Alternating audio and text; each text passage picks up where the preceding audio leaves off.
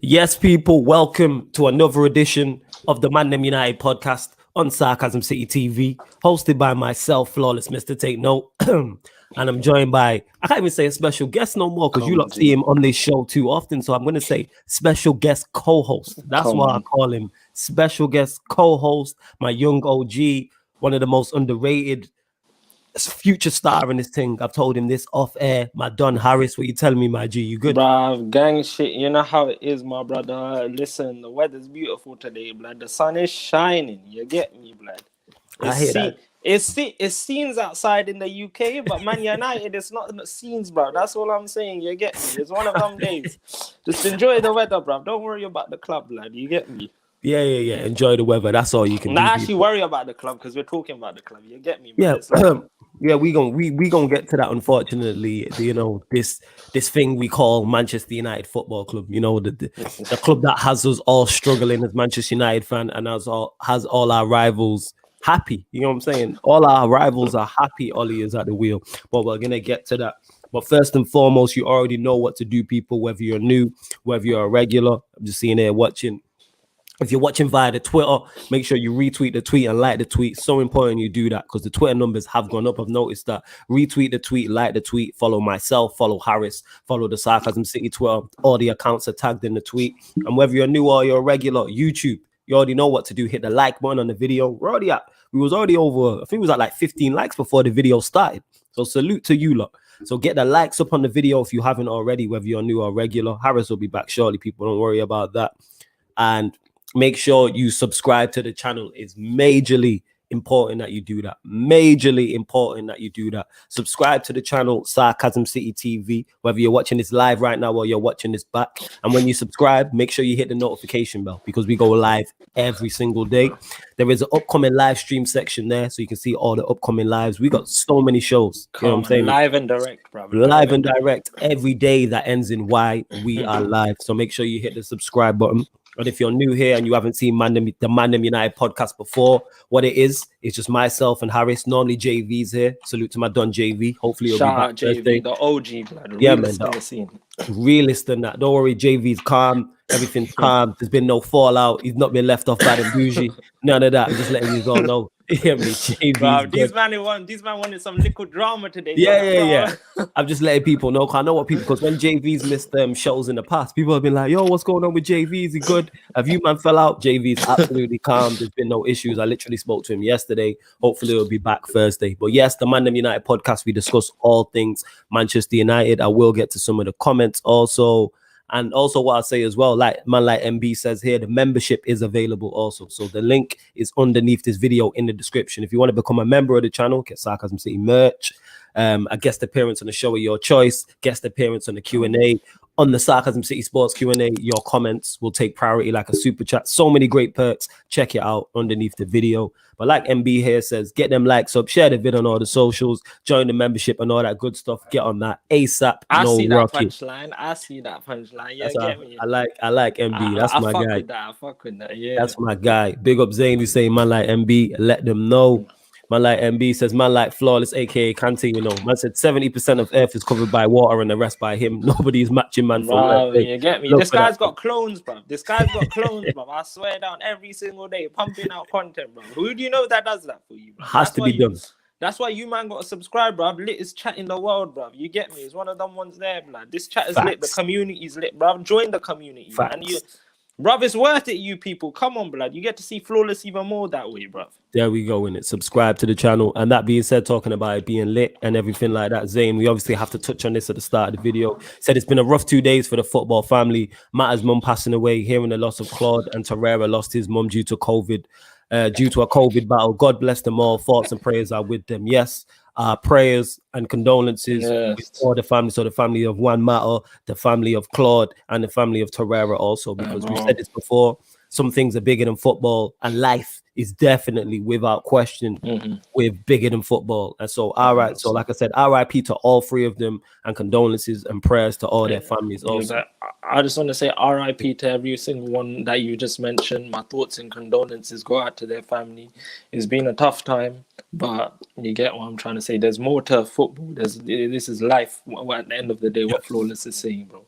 Yeah, man. definitely my thoughts and condolences go out to their families and rest in peace. Yeah, rest in peace, man. And RIP to Claude, because when I woke up and seen that, that hit me like it hit everybody else. Because in this crazy YouTube in football world, we are all one big family. You know what I'm saying? And that some of us might not get on, some of us do like each other, etc.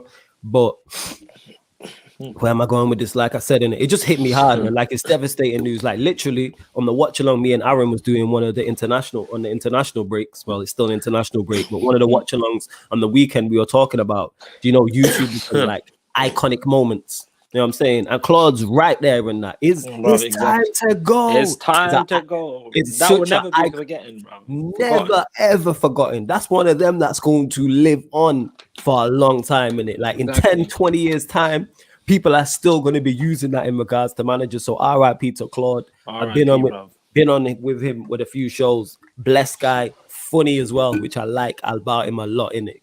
Banter, could give banter, etc. Exactly. It's a shame I never got him on here because last time I spoke to him on a stream, I said I wanted to get him on here and he was like, yeah, just DM me. And we didn't make it happen. But again, RIP to Claude. Thoughts and condolences with his family, man. Like, it's so sad. That made me really sad, bro. I can't lie to you, innit? You get me? But thoughts and condolences to Claude's family, bro. Yeah, it's a tough time today, bro, people. It's a very sad day. We lost a big figure in the football community. Yes. He came up with I'm not gonna lie, he is probably in top 3 most iconic moments for the whole of the AFTV thing.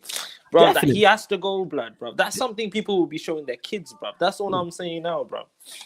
That is time to go. It is epic. Like I remember that one of the last times he did it, and it was over Emery, and then Robbie just said to him, Claude, what do you think it is? And before even Robbie could finish, he just said, it's time to go, and everyone just cheered and that. Man was slapping his chest. You gotta love it, man. You gotta love 100%. Them type of iconic moments in it. So yeah. RIP to Claude. Like everyone's sending their condolences in the chat. Also, RIP Claude, stunned by the news. And this is why mental health is wealth. And I know this is not where we wanted to start the show, but we have to speak on it. Mental health is wealth. So this is why when you see me on here, busting banter all the time, whether it's on here, whether it's on my Twitter, my Facebook, my Instagram, running joke on other teams, because it's like, yo, life's tough. We got to laugh out here. Life's tough. So when we got to laugh off sometimes. 100%. Got to laugh. People are like, why are you always laughing? Because life's hard and I'm here to have a good time. 100%. Bro, I just want to say to the chat, you see, with regards to mental health and everything, everyone just, if your friends, your family, check up on these people. Just ask them how they are once in a while. You get me? Because you might not think it's much, but it means a lot when someone asks someone, how are you, bro? How's your day going? Because it's like, look, they're checking up on me. And sometimes some people need to be looked up on, checked up on. You get what I'm trying to say? You can make someone's day by doing that. That's why I say, look out for all your people out there, bro. Make sure all your people are Gucci, bro. Yeah, look out for all your people. And that's why I say with this, when I get people in the comments and they be like, oh, your shows have helped me get through lockdown, or I look forward to your shows and things like that. I'm glad I can help in that instance. Even if it's one person, that man's helped during this whole period with all the shows and live streams we be doing. If I can help that with just a one person, then that makes me feel good that they have something to 100% look forward to. You know what I'm saying? And that. So yeah, man, love to you all. And like I said, this is why I say, be kind. Yes, we can run joke on here and run banter and that, but never cross the personal line. And this is why I never go personal with anybody in it. Exactly. I run joke all day about your team. You know what I'm saying? And that. If it's Arsenal, run joke about your team. If it's Liverpool, if it's Manchester City, if it's Chelsea, etc. But yeah, you draw the line at personal and attacking the people personally. Because we seen the tweet that Claude literally posted out 2 days ago talking about, well, just don't watch my content, but you'll be happy when I'm gone type of thing. And now people want to give people their flowers now. You know what I'm saying? Exactly. And I said this. What do I say all the time? Give the people their flowers now. Give the people their flowers, bro. Show respect. Show love to the people. You get me? Show people some love, blood. You get me, bro? Too much negativity nowadays, bro. Some people need to lighten up their mood. We're in a lockdown. People are already down and out anyways. Bruv, just to make someone's day, just to cheer someone up. You don't know. It can do the world wonders, bruv. Yeah, facts. And I'm saying it's not even on you. Like, you're not at fault for that whatsoever. Like, bringing it up because I was going to anyway. You said, my bad. Didn't want to bring that up with a sad start, but it has to be done. Yeah, man, it has to be done. So you don't have to apologize and that. You don't have to. Zayn, if anything, it's better that you brought it up, bro. Because it's like, this is a topic that needs to be spoken on, bruv. That's what it is at the end of the day. Yeah.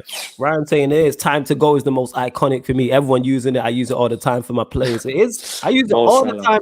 Like, it is time to, like, it's time. I've used it many a time talking about Ollie. Like, it's time time to go. Him and Ty going back and forth. Legendary during legendary, those two going back and forth. Legendary. Exactly. Big up my guy Ray, though, bro. Yeah, Shout outs to you. Yeah, man. One of the YouTube pioneers, rest in eternal peace. Everyone there. Love to see everyone giving Claude his flowers, man. You know what I mean? 100%. And he deserves it. And he deserves it 100%. Yes, definitely, and definitely. But love to you lot. We will start the show, and like I said, if you're new, I get them likes up already. I can see here we got just under 30 people watching across all platforms. Continue to share it across all. You click that share button. All them apps that come up, share it across them all. So Twitter, Facebook, Instagram, Snapchat, WhatsApp groups, WhatsApp status. Anybody who likes football, share it across all those. Please do that and subscribe to the channel. It is road to 2,500 subscribers. So we'll definitely get that within next month. And then it's road to 3K after that. But here we go. But yes, ManDem United, since there is international break, what I decided to do, because you lot ask a lot of questions, is just do an open Q&A on Manchester United. So get your questions in. Anything you want to ask me and Harris regarding Manchester United, it can be present, past, whatever. Feel free to ask and we will get to each and every comment. So Glaze is out here saying, Flawless, do you know if Don Carlo comes in tomorrow, he's gone 3 years with no league titles, got better football and domestic cups. Where's he been at? He's been at Everton, where I wouldn't expect him to win a league title. Exactly. And before that, I think, was he at Napoli? Napoli, I can't lie. Yeah. He messed it up at Napoli. He didn't do as well as he should have, in my opinion, in Napoli. Like, he left that squad. Like, I'll be real. But I just think Napoli is just, it happens, bro. Everyone goes through a bad manager. Yeah, exactly. Like, that's the thing, bro. And the thing is, he was only at Napoli for 1 season. It's kind of like, that's how I look at it. And I look at is what I say all the time is, when you have a good CV, it gives you money in the bank. The reason why, and I hate using these as the example, when Klopp went to Liverpool and went 4 seasons or whatever it was till he won a title, the reason why they gave him time is because of what he'd done previously. He won back-to-back Bundesligas with Borussia Dortmund and reached the Champions League final.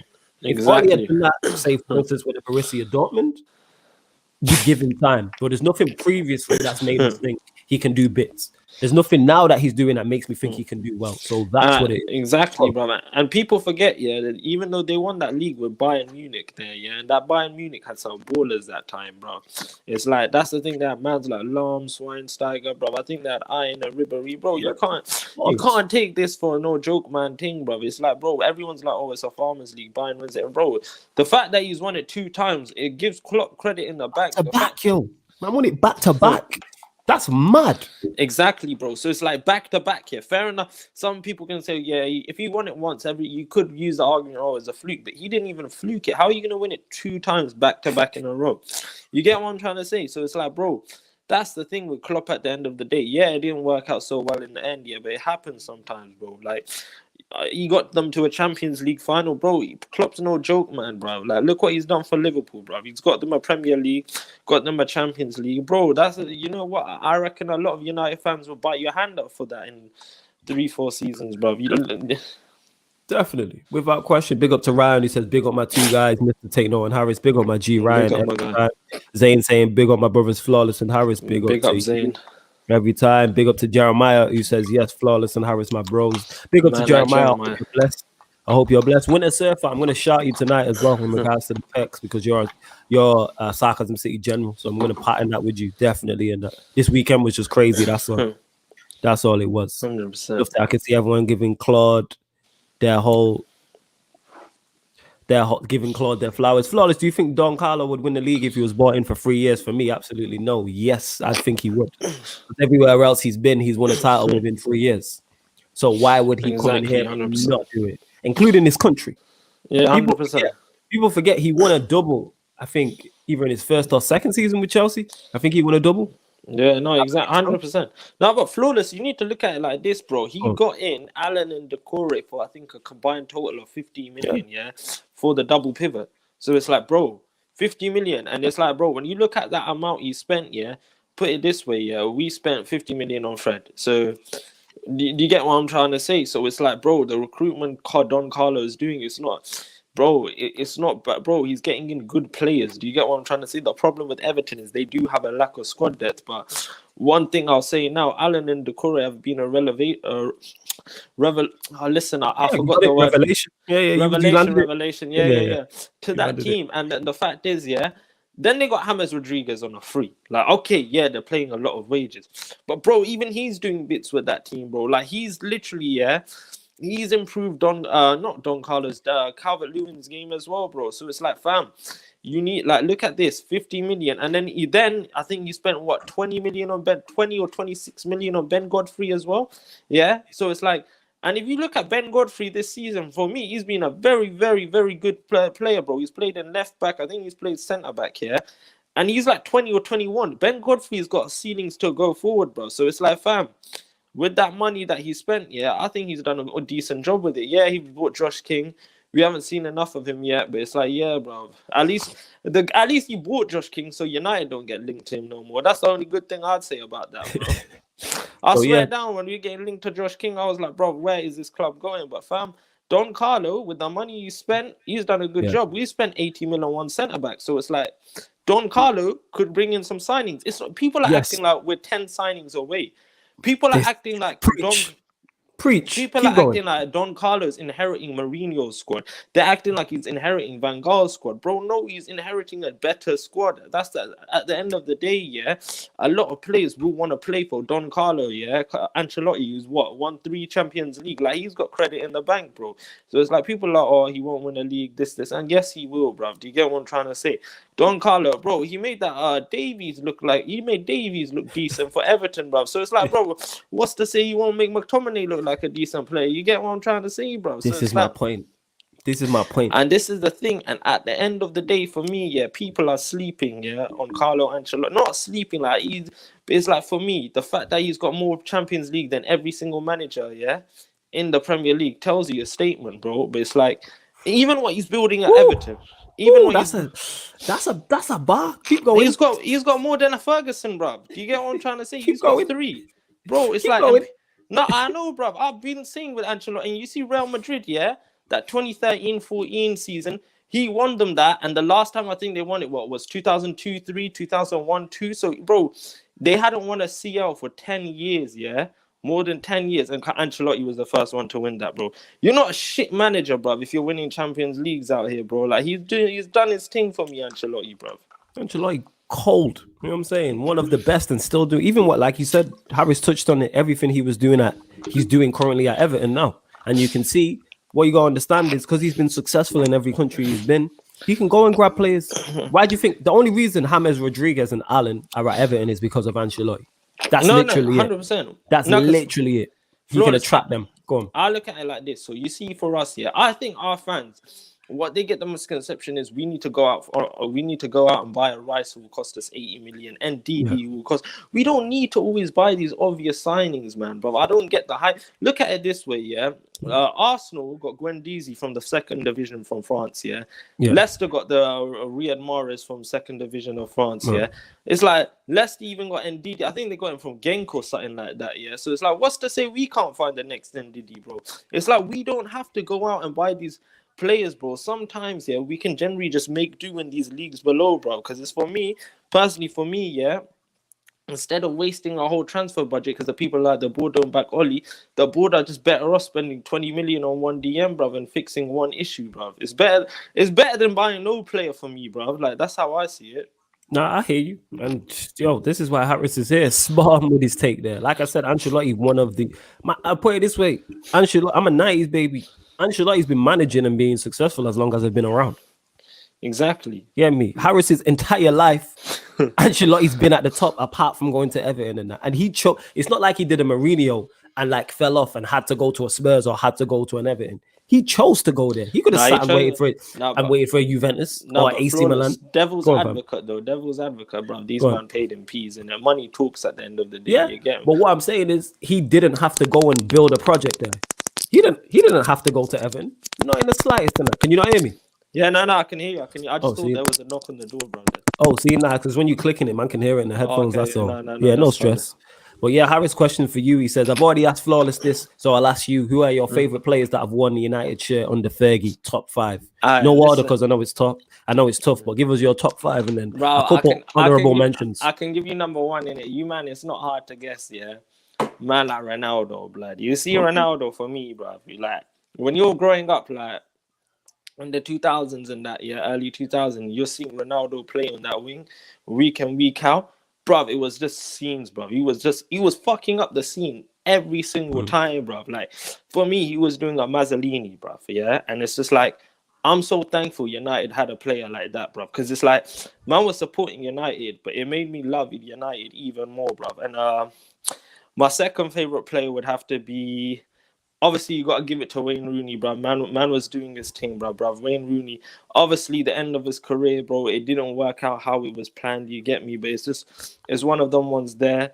Third one, I would probably say, this is kind of hard when you look at it, you know? Yeah, that's what I'm saying, yeah. Go on, keep going. There's a lot of... I got to give it to Vidic, bro. You see Vidic, yeah? For me, he was a beast. Man was an animal, bro. Like, he was just a bad boy doing his thing, bro. It's like, you know what? Like, this centre back here, that's the definition of not the one that we have right now, not the two donkeys that we have. This is what you call a centre back. And for the YG saying Van Dijk was better, no, Van Dijk wasn't even close, bro. Vidic was doing this thing for years and years out, bro. And it's like, he's in my top 3. Bro, I don't think this one's a popular one, yeah, but Van Persie, you know, because it's like, the thing is, for me, yeah, Van Persie, obviously, even though he had a couple seasons, I always rated Van Persie at Arsenal. So when we had signed Van Persie, bro, the amount of hype I got and Van Persie's technical ability, bro, his finishing was just immense. It was immense, bro. Like, Van Persie was another one. That's number 4. And, bro, 5th one, I'd have to give it to...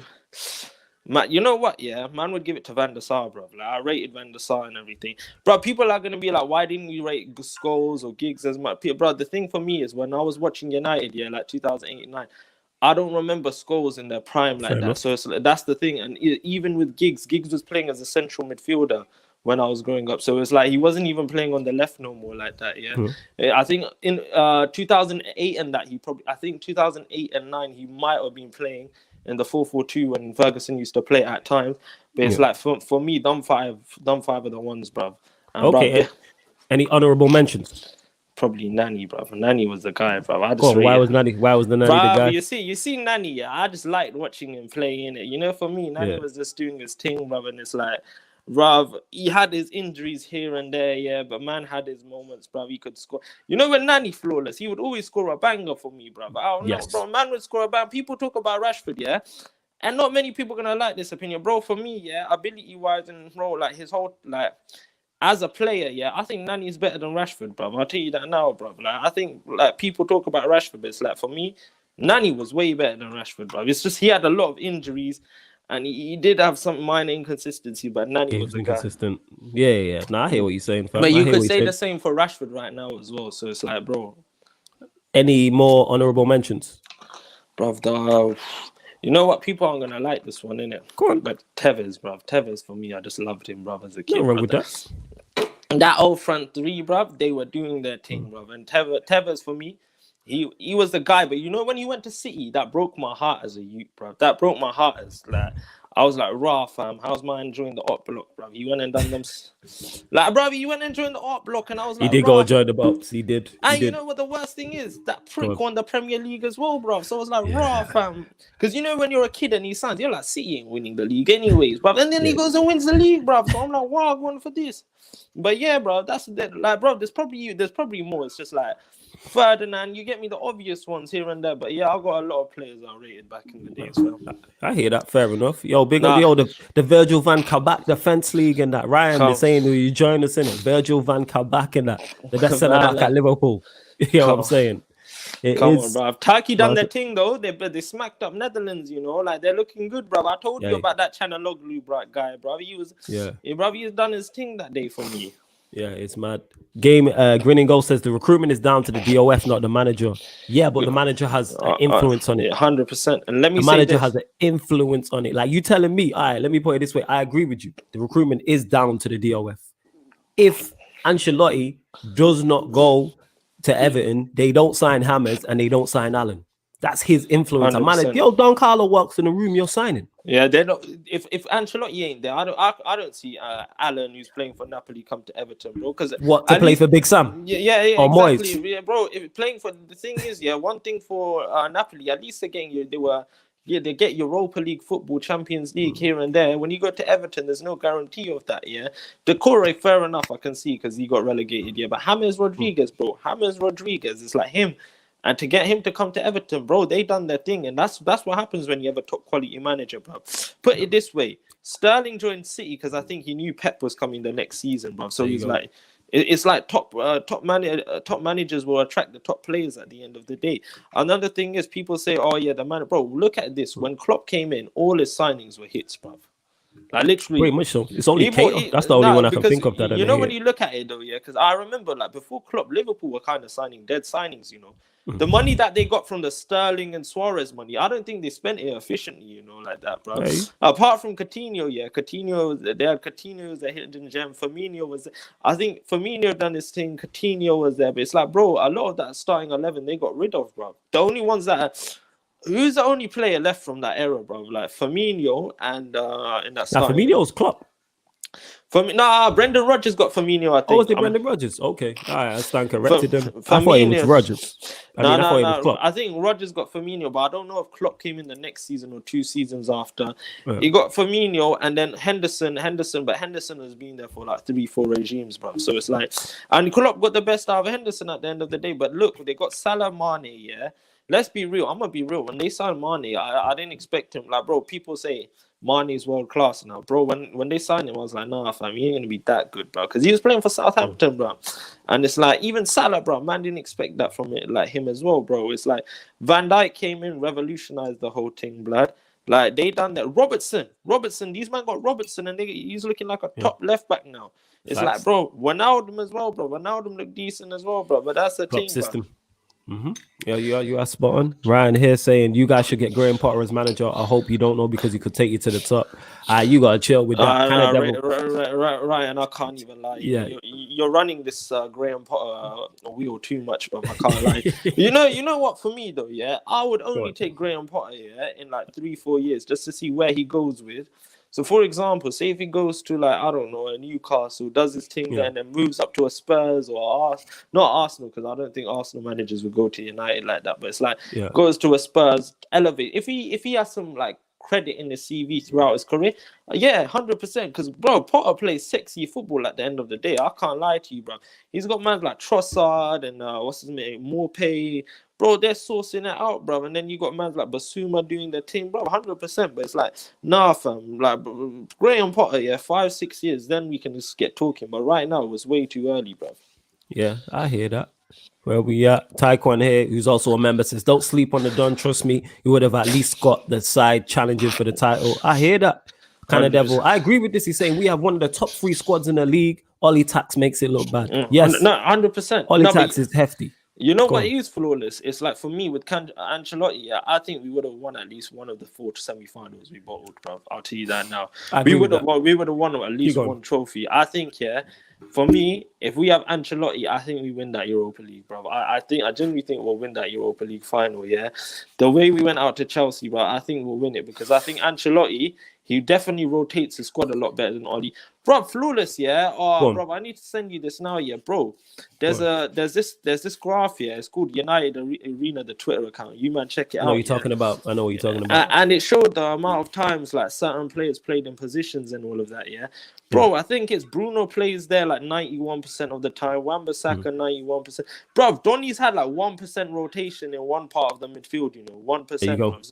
So it's like, bro, in the Premier League, that's not good enough for me, bro. You spent that.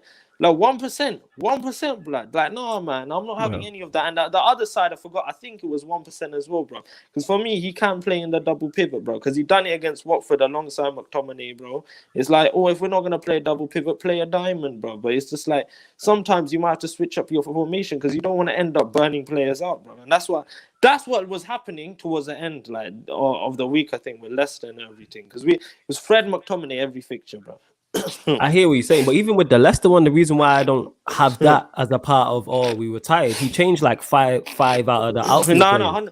But you know what it is for me, Go on. Flawless. Even though he did change all the outfield players, yeah, you know what? That is true, 100%. But one thing is, Donny ain't had a run of games. No, he hasn't. And Donny's not match fit, bruv. So it's like people were slating Donny, saying, "Oh, bruv, he doesn't come on." Because what you know, what essentially I think football fans now think Donny needs to come on the pitch, yeah, and he needs to get a goal or an assist every single game. But it's like he's not gonna do that, bruv. He's a different player to Bruno. It's like. And that's for me. I just think people were slating Donny, bro. He's come back from an injury after a long time. His brothers had no match fitness, yeah.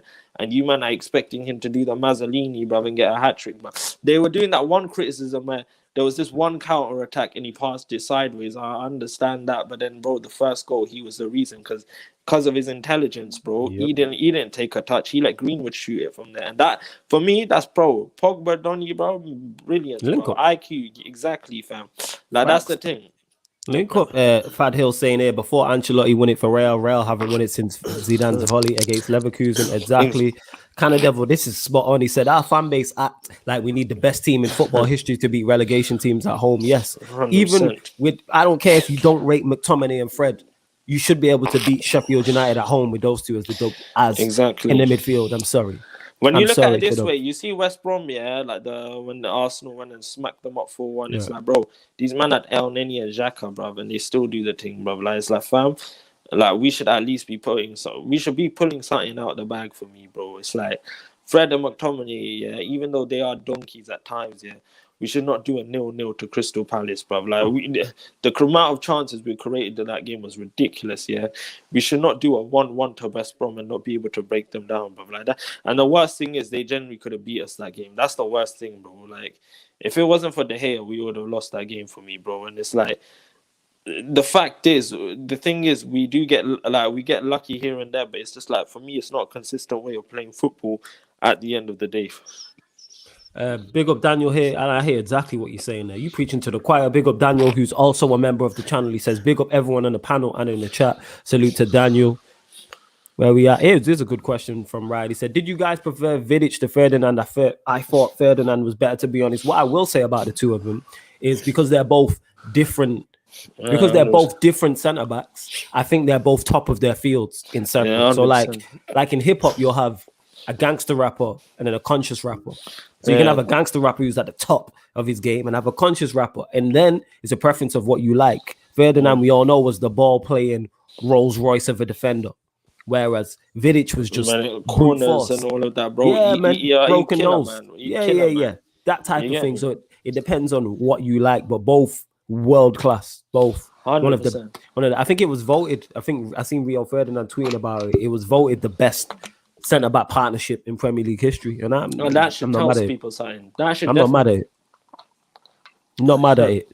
Taekwon here saying Van Persie, one of the best strikers I've seen. I can't lie. Man got back-to-back golden boots and put United on his back and won the league. Exactly.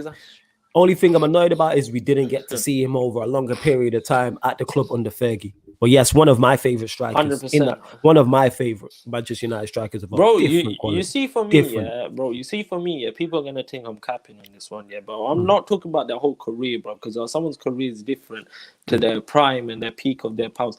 Prime Van Persie, yeah, bro, he's better than, for me, Drogba, Torres, Aguero, and all these, man. But like he was actually a 30 striker, bro. Like Van Persie, yeah.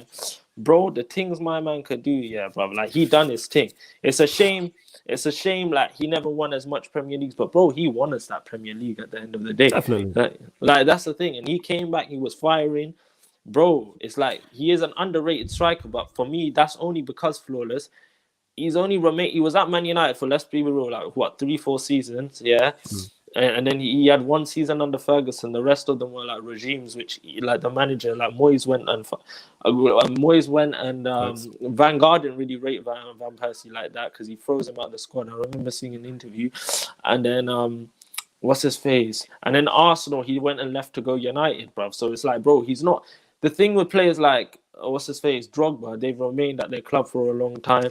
Drogba has some love at Chelsea because he went and got them into the final. So it's like, people have respect for Torres and everything as well. So it's like that's why. But Van Persie, literally, like none of these fans will appreciate him because he didn't stay at one club long enough. I hear that Arsenal fans, I think before he would have joined Manchester United, would have told you how good he is. He was I think they would have said that. Glazers out saying flawless. I will bet you money. I'll bet you money. Next manager comes in 100% does not win a league title. What I will say on that is it depends on who the manager is. Brother, if it was Ancelotti coming in, if Ancelotti was coming in the summer, I would take that, man. But because I don't know who they're gonna get, if they go and get Graham Potter, we probably won't win a league title. If we go get Ancelotti, yes, I believe we will. 100%. Definitely. And I seen you write something else, Glazers out. You said something about all we can get with the Glazers and the board we have in charge is better football, is good football and domestic cup competitions. At this moment in time, I think I can speak for me and Harris and many others. I'd take that. I'd take that as well. I'd take that. It's been too long. I've been saying, Spurs United for a reason, bro. Because you know what it was, you man were criticizing Pochettino for getting back-to-back for top fours, and you man are glorifying Oli, but blood, at the end of the day, this is Tottenham. We're Man United, bro. And they're like, oh yeah, you're deluded. It's the fight. You can't. No, I would never lower my standards for my club, bro. Do you get what I'm trying to say, bro? Yeah. It's like people say you're spoiled. Yeah, so what, blood? I want to see me win trophies at the end of the day, bro. Man, like for me, people are like, oh, back the manager, back the manager and back the players is the stupidest things I've heard, because if you went by that logic, City fans should have backed Adam Johnson. And we all know that was stupid, bro. So that's what I'm trying to say, That's why you should never have this whole mentality, back the manager, back the players, bro. Because, bro, if my players play shit, I'm not gonna go and back the man. Do you get what I'm trying to say? I'm gonna criticize the performance. Them. Yeah. You know what it is? They play shit. Oh, the ones that we like, let's sweep that under the rug. Oh, but the ones that we hate, like your Martials, your friends, let's go and kill them, bruv. Let's slay them, bruv. You get me? If they're not English, we'll kill them even more, bruv. But this is the thing, bro. I hate this saying, back the manager, back the players, bro. Because if you carry on backing them, bro, like, what, through thick and thin, like, through all the bullshit and the like, man's trying to not swear here, but, like, through all the, like, bullshit, like, bro, at the end of the day, there will be a reason why your club's crumbling because you're backing all the BS and the PR that the club pull out. So it's like, what, when we lost 6-1 against Tottenham, oh, we'll go again, lads, let's back the manager. You criticize the players, bro. How is someone supposed to improve if there's no room for criticism for me at the end of the day, And this whole thing, of, let's, we won't win a new title with a manager. Like one man called ASAP Ferg said, not ASAP Ferg, take risks and prosper, bruv. You get me, bruv. The album was called Always Strive and Prosper. Take risks. Is he going off? Yo, you back, fam? You on mute, fam? I can't hear you. Hold on. Man, I don't... Yeah. We back. Can you hear me now? Can you hear me now? Yeah, we back. Yeah, go on. Carry on. So, bro, for me, you have to take risks and prosper, bruv. Like, and I look at it like this, So what if it doesn't work, blood? You get what I'm trying to say, blood? So what if we go again, blood? You get what I'm trying to say, bro? We get a new manager, And if this pagan, look at Chelsea, most successful club in recent years, And bruv, what they don't have a manager for more than 4 or 5 years, bro. Like they are always 2 years. They're always 12 to 18 months away from a trophy. Hence why I think they'll win the FA Cup because their last trophy was 2019. So 2 years to 2021, they're due one. I genuinely believe they'll win the FA Cup because that's the Chelsea model. Yes, their owners and their Roman and their board is better than ours, but I would take better football and I just want to be in the race. I want to be 100%. In a title race. We've not been in a title race for 8 years. I want to be in when's the last time we were in a final? The Europa League. Like, this is my whole point. And I'll take domestic cups. Yes, I will take domestic cup success because then it's something to build on. Yeah, go on. Flawless, let me say this, bro. And winning a domestic trophy builds a mentality within a player. People will say, "Oh yeah, but Arsenal, bro, we're second. If we win a trophy, it will get the fuel going in our players." Do you get what I'm trying to say? It will push them to another level for me because I've said this time and time again. Paul Pogba always said, as fans, we say this is the best United team he's played in, bro. He's not admitted it yet because he hasn't won the trophy. Zlatan came out and said it as well, bro. So it's like Zlatan won trophies. So it's like, bro, and you have to understand it from a player's career, I think fans only like this top four bullshit, because I'm pretty sure, when someone like Aaron Wan-Bissaka retires, they'd want an FA Cup, or an FA Cup medal, instead of, oh yes, I got top four every season until I retired. No. It's not going to be memorable, bro. When you ask these players, like, oh, what's my favorite trophy? They'll tell you, bro. Like Alan Shearer, I think he's only won the Premier League. He'll tell you it's the favorite moment is winning the Premier League, bro. So it's like, this is what I'm saying. This whole thing with top four is overrated. And it's like, if we get second and we're 15 points behind, how is that progress? I think flawless for us to beat Mourinho's points record. Yeah, we have to win every single game. And does it look like we're going to win every single game? I do not think so, bro. So that's the thing. So if we're not... And what mans need to realize is Mourinho had an even worse squad. So if he's getting more points than us with a worse squad, yeah, and bearing in mind the Centurions at that time, yeah, I still think that City team is better than this one right now, yeah.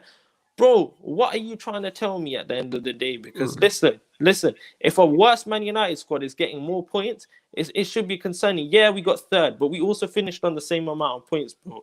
My progress and like most fans' progress is not the same. A lot of fans, flawless, they're scared of this whole rebuilding factor again.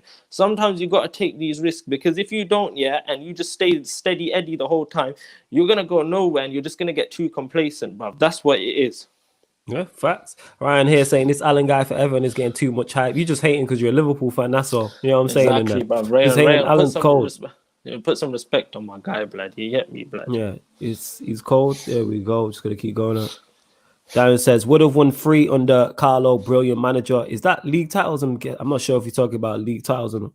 But see, look at this. Carlo won us the league with no signings. Could have done the same with Manchester United. I'm not saying he would have, but what a better manager does 100%. Is give you a better chance to win more games, which then gives you a better chance of winning more points, which then pushes you up the league. 100%. I'm not saying we should be flying and we should be winning Premier Leagues and Champions Leagues. What I'm saying is we should be giving ourselves the best possible chance to do these things. And with this manager, we are not.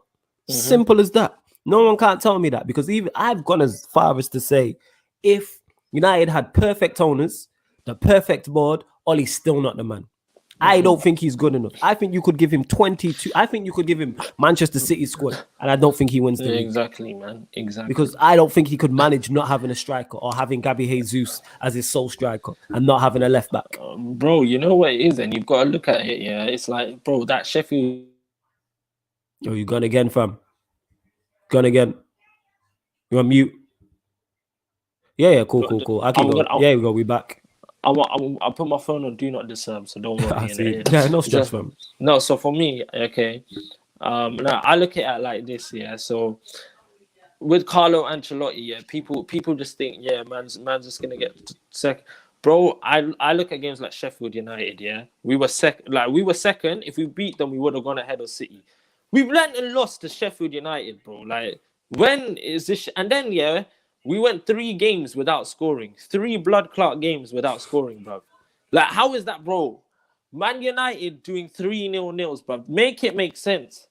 Like, Sociedad, no goals. And then you went and play Rashford and Bruno, and it's like, why the hell are you going to play Rashford and Bruno when you're 4-0 up, bro? And you know why they played Rashford? For that bloody PR bullshit. So they can say, it's his 50, it's his 500. Oh, my gosh, bro. It's cool, man. It's his 50th game playing, bro. Like, or some shit like that. Bro, I don't care if it's his 50th game playing. I care about the next game, bro. And at West Ham, we had to basically win off an own goal. An own goal is the reason why we won that game, bro. So it's like, are we even playing good football? No, bro. I asked someone, name me 5 good performances this year. Yeah, that Fulham game for me, that was just a Pogba banger. But when you look at the rest of it was shit. Yeah, it wasn't good. We played good on. You can count on one hand, like Leipzig, PSG away. No, but I'm Newcastle talking about 2021. Away. That's the worst. Oh yeah, 2021, probably the Liverpool you can say, and the City one, and that's about it. And then the 9-0 they'll say, yeah. But let me put it this way: when we lost 6-1 to Tottenham, every United fan was saying, "Oh, but we got a red card. That's why we conceded so many goals." Okay, so let's apply the same to Southampton. Then they got 2 red cards, so that's why they conceded so many goals, blood. At the end of the day, so don't try that 6-1 thing. And when it comes to your own club, oh yeah, it doesn't matter. Like they had their plays, no, bruv. Their whole game plan went out. They play a whole pressing. The whole system is about pressing. So it's like when you have your players out, how are you supposed to initiate the press with 10 players, bro? Do you get what I'm trying to say at the end of the day? I hear you. Am I like MB saying, you two, why is this double dickhead Ollie treating Donny like he's any side man? He needs to leave, to be honest. His quality 100%. As if a passion merchant McTominay gets more starts. I hear that. He needs to be... Oh, bro. Ollie just don't know how to utilize him. And again, that's his signing. You know what I'm saying? And that's Nah, that's his exactly. signing. That's his signing. You know That's what his it is, signing. yeah? You know what the worst thing is for me, That's his Flawless, signing. yeah? He came in and he said, yeah, I'm excited, or the manager spoke to me on the phone. Bruv, why? Listen, this guy, first of all, Donny, yeah, bruv, you got finesse big time, lad. Like, you should have never signed that contract for me. And what's going to happen is, yeah, for people who have never seen him play, this brother's been in semi-finals, yeah? Put into perspective, McTominay, Bruno, and Fred have never reached a Champions League semi-final, bro. Like, and that's a whole starting pivot, bro. Do you get what I'm trying to say? So it's like he's actually had Champions League. This brother doesn't get no chances one bit, not one chance in the Premier League. Yeah, and it's like what he's played less minutes than Van Dijk, and you're trying to tell me. And someone will say, "Oh yeah, but he's not better than Fred or McTominay." Yes, he is, bro. He's from the Ajax system. For me, he can play in a double pivot. He's done it before, him and McTominay. And when he played with McTominay, bearing in mind he's not got as much match fitness as McTominay, he had similar stats to McTominay in that comparison in the Watford game. So it's like, what are you telling me now, bro? So it's like you can't even use that on like. I don't want to hear none of this bullshit. Oh, he can't play in a double pivot because if Ollie's playing him against Watford, and everyone talks about the problem of when Fred and McTominay are playing, yeah, bro, and that that they can't feed the ball to Bruno. If Donny plays instead of Fred or McTominay, the progression of passes will go to Bruno, in my opinion, bro. So that's the thing. Our sexiest football we've played at the Everton 2-0 game, we had Donny starting, bro. Yeah, Yeah, you can fit them all in and play better. This is my whole point. You don't. I forgot who said it, but people act like you need world-class team to play good football.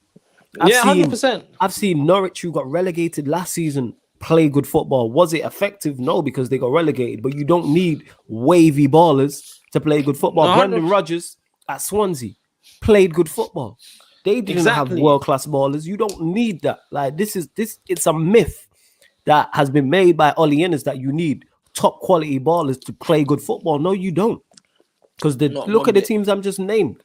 They played good football. So that's not that way. It's Devante here saying, to be fair to Ollie, you've got a young squad, so they're going to be inconsistent, which will affect results across the season. Tuchel had to bring back experienced exiled players by Lampard for these results. I completely disagree with that.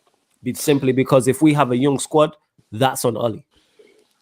Because he's got rid of the experience. Because you also said here, Klopp bought players in their prime. That's why now after 5 years they are all old. So that's why Jose likes experience also. So what you're saying is Ollie made a mistake in his recruitment. No, I rate his recruitment. And let's go to the first 11. That's a whole nother myth as well. De Gea's not young. Experience. He's won a Premier League. Matic has won a Premier League. He don't play. So Matic is very experienced. Let's just even run through the team. Shaw's been here 7-8 years. He's not young. De Gea, that's 2.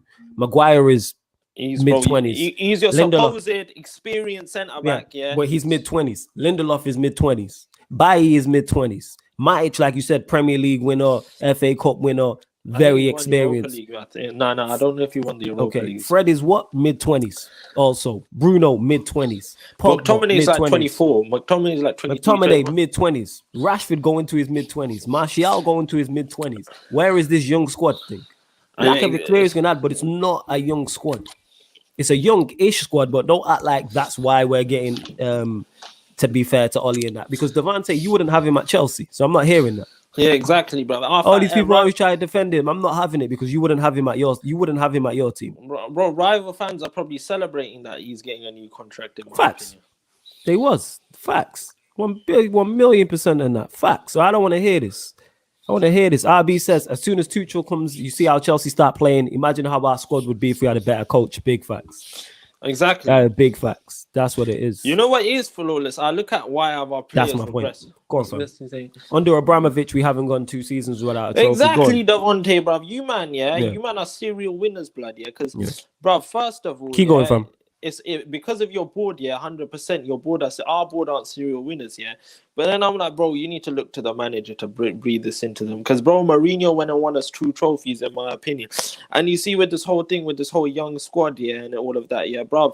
For me, that's not an excuse. Rashford, even though he's 23 and on paper, he's had so many Premier League experiences, You can't tell me my man's like he's got credit in the bank. He's experienced in this game for me.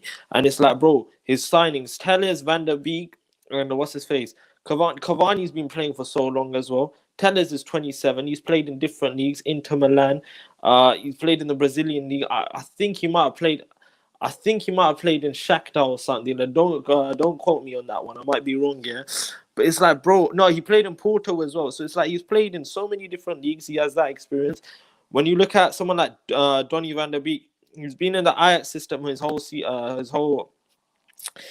time, yeah, and I think he came through when he's like 18, 19, but bro, he's 23 years old. He's probably played a lot of the games in Holland, and when you look at it, he's had regular Champions League experience. He's probably had more Champions League experience than most of our players as well, bro. So it's like, fam, it doesn't make sense. This whole young thing, nah, fam, man's not having that, bro, because this brother gets too many excuses. This guy is excuses FC for me at the end of the day, and I look at it like this, bro. If we want progression and everything, I don't think the manager's also breeding a mentality into these players. Because when you look at it, yeah, when you're bottling 4 semi-finals, that's going to have a mental toll on your players. And this whole thing, oh yeah, the small trophies, this and that, this and that, yeah. We're not in a position right now to win the Premier League, bro, because we keep bottling games last minute like Everton. The Everton 3-3, bro, that was disgusting, yeah. That was generally disgusting. And man's going to blame Tuan Zabi for that, you know. But listen to me. We were 2-0 up, yeah? How is that Tuan Zabi's fault if we were 2-0 up? Are you telling me, yeah? What about the other 2 goals, bro? Do you get what I'm trying to say, bro? So it's like, fam, this is another problem as well. I just don't think, yeah, this whole second in the league fallacy and myth, yeah, it's not good enough, bro. Because it's like, yeah, we're second in the league. But, bro, are we going to be second in the league next year? Like, for example, look at Chelsea. They're linked to Haaland, yeah? They're linked to Lukaku. And even though I don't rate Lukaku, yeah? Lukaku will still bang goals, yeah? You, man, are linked to decent players. City as well, bro. And when you look at Liverpool, they're buying that Konate, even though he's injury-prone, yeah? It still gives them more options with Joe Gomez, Van Dijk, yeah? It's like every team is strengthening, yeah? And it's like, what if we come fourth the next season but no trophies? What our fans will say, yeah, man, trust the process, bro. Nah, fam. I'm not having that at the end of the day. His treatment of players, his lack of squad rotation with Donny van der Beek and everything, you need to understand that a player like Donny van der Beek, he should have way more game time. And especially for me, it's like the way he's been, like, bro, that Brighton game, he came on at like what in the 93rd minute or 92nd minute. Nah, fam, it's not good enough at the end of the day. I understand where fans are coming from with this whole we can't win anything with the Glazers. Yeah, I understand the Glazers are pagans, bro. The Glazers are 100% pagans, bro. Because let's be real, these men are happy with top 4 at the end of the day, and that pisses me off. But my problem is, as a fan base, why have we let them last this long for 15 years, bro? Because it's like, I'm confused why no one started a revolution, bro, like against these pagans. I come back and I just hear Harry say, I don't know why no one started a revolution. No, bro, Flawless, put it this way. Man was 5 years old when they came in, yeah? Are you telling me man's one complaining, bro? That's the thing, bro. I hear that. Man said, Canada Devil saying, I want entertaining football, but it's never going to happen under Ollie. Flawless, can I say this though? Yeah, go on. People need to remember, yeah, they call football the beautiful game. We play some terrorism football, bruv. Like, he is a football murderer, Ollie, yeah, the way he's playing, yeah. And honestly, yeah, it's disgusting. Yeah, when people need to realize, yeah, when people from America and Canada wake, or like, one of my boys, Flawless, he wakes up at 3:30 a.m. He's from Australia, yeah. He wakes up 3:30 a.m. to watch these games, yeah, 3:30 or something like that, yeah. And imagine seeing that bullshit, bro. Like, do you get what I'm trying to say, bro? Imagine that. Imagine waking up that early to go back to sleep, bro. Because that's what it would do to me. I can't lie to you, bro. It's so dry to watch. We don't play. And for me, it's like you fans need to consider the level of football being played. I want to be entertained, bro. Football is an entertaining sport. Bro, put it this way. Look at the days of why do people love Pep Guardiola? His football has some entertainment factor to it, bro. Like, bro, this whole, as long as you're getting the results. We're not getting the results, though, bro. We're second in the league. You don't get no trophy for getting these results, bro. At the end of the day, if we win a trophy, like a Premier League, and we play like this, yeah, fair enough. But we're not looking like it. So fuck all of that, blood. But go on, Flawless. I waffle too much today, bro. Let's come. Get it off your chest, yo. This is Therapy Setting. Big on my boy Deviant, who says, yes, man. Then big up to Deviant. Ante said, why is Moyes accepted as not being good enough? We had faced many different challenges as well as the board. What could he have done with 3 years? Who, Moyes? I didn't want Moyes in the first place. You know, one thing I'll say with Moyes, though, Flawless, the standards of the club were very high at that time. So it's like, No one gave him the space in the room, but I'm not gonna lie, yeah. When even me, I was 12, 13 at the time. I was like, raw one for this, David Moyes. We've just got rid of Ferguson and we're getting Moyes. So if a 13-year-old kid's saying that, yeah, and then this guy kicks out the whole backroom staff, and what shocks me is no one was like to Moyes, why the fuck are you gonna do this, bro? Like, why are you gonna kick out the whole backroom staff? Like, these men have won a Premier League and you think you know better when you've just come forth. You're like, bro, this is what I'm saying, bro. The Here fact we go. that If I'm MB, Harrison Flawless, who would you take at United, Allegri or Nagelsmann? I'll let you answer first and why. Which one you put? you know what it is. I would rather take and the people. This is Nagels would play better football. I 100% understand that, but it's like I don't think Nagelsmann done his thing at Leipzig, but I don't think he should go to a Real Madrid. I think he needs to go to a Tottenham. I don't think the step to United is because for Nagelsmann's sake and for his own career, he can't make the. If I was Nagelsmann, I wouldn't make this jump. I think Allegri. What people don't realize is he got Juve to two Champions League finals, bro. If you look at that team, the MSN, Messi, Neymar, and Suarez, bro. And if you look at and Real Madrid. He lost it to, he didn't lose to bums, essentially. It's not like he lost to Porto, like Pirlo, bro. He didn't lose to bums, He got them to that stage, Bro, but for me, MSN were always going to win. Flawless, you know when you, back in them days, when you had the finals, did you ever think Juve was going to win it? I knew Real Madrid and Barcelona were going to win it. I get your... Yeah. You always have that, because at them times, Barcelona and Real Madrid just had that air of they're going to get through. They have that know-how. They have the quality type of thing. So I get your point. I'm saying out of those two, I would take Allegri. But I'd take Allegri. If either of them titles. If either of them came in, I wouldn't be against it. I'd give them both a fair shot. Like forget all the black marks against you lot. So Allegri, people talk about his football with Nagelsmann. He's not won anything. He's not been at this level. I'd be like, let's see how good you are. One thing I do know for sure, this Oli guy ain't it. As our manager, he's just not it. Go on, family. They criticize Allegri's football, So it's a catch-22 with all these, man. Allegri's football will be boring. Nagelsmann's not won any trophies, so like you're not gonna win either way. So it's like, but for me with Allegri, he has managed Pogba in the past, so it's like if he's managed Pogba, and I think he was the manager to bring Pogba through. I feel like it will be best to have him, bro. I'll be real. I hear that. So salute to Yan City in the building. She says, "Why is Martial so whack?" You know what? You know what, Yan? No. Man's not having this Martial slander. Martial FC, blood. You get me, bro? Martial FC all the way, blood. That's a Clubhouse thing. Follow me on Clubhouse if you want to know more about Clubhouse. You get me. But Martial FC.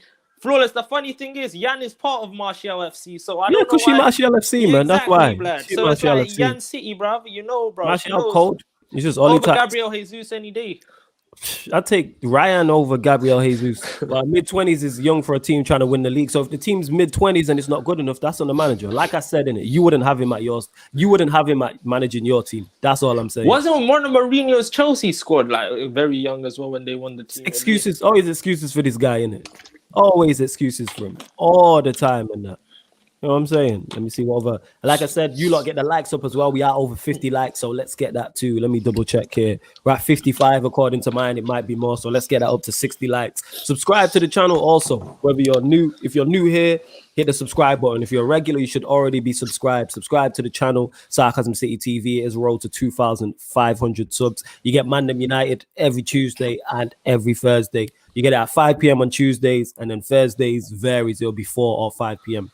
But if you subscribe, you should know that.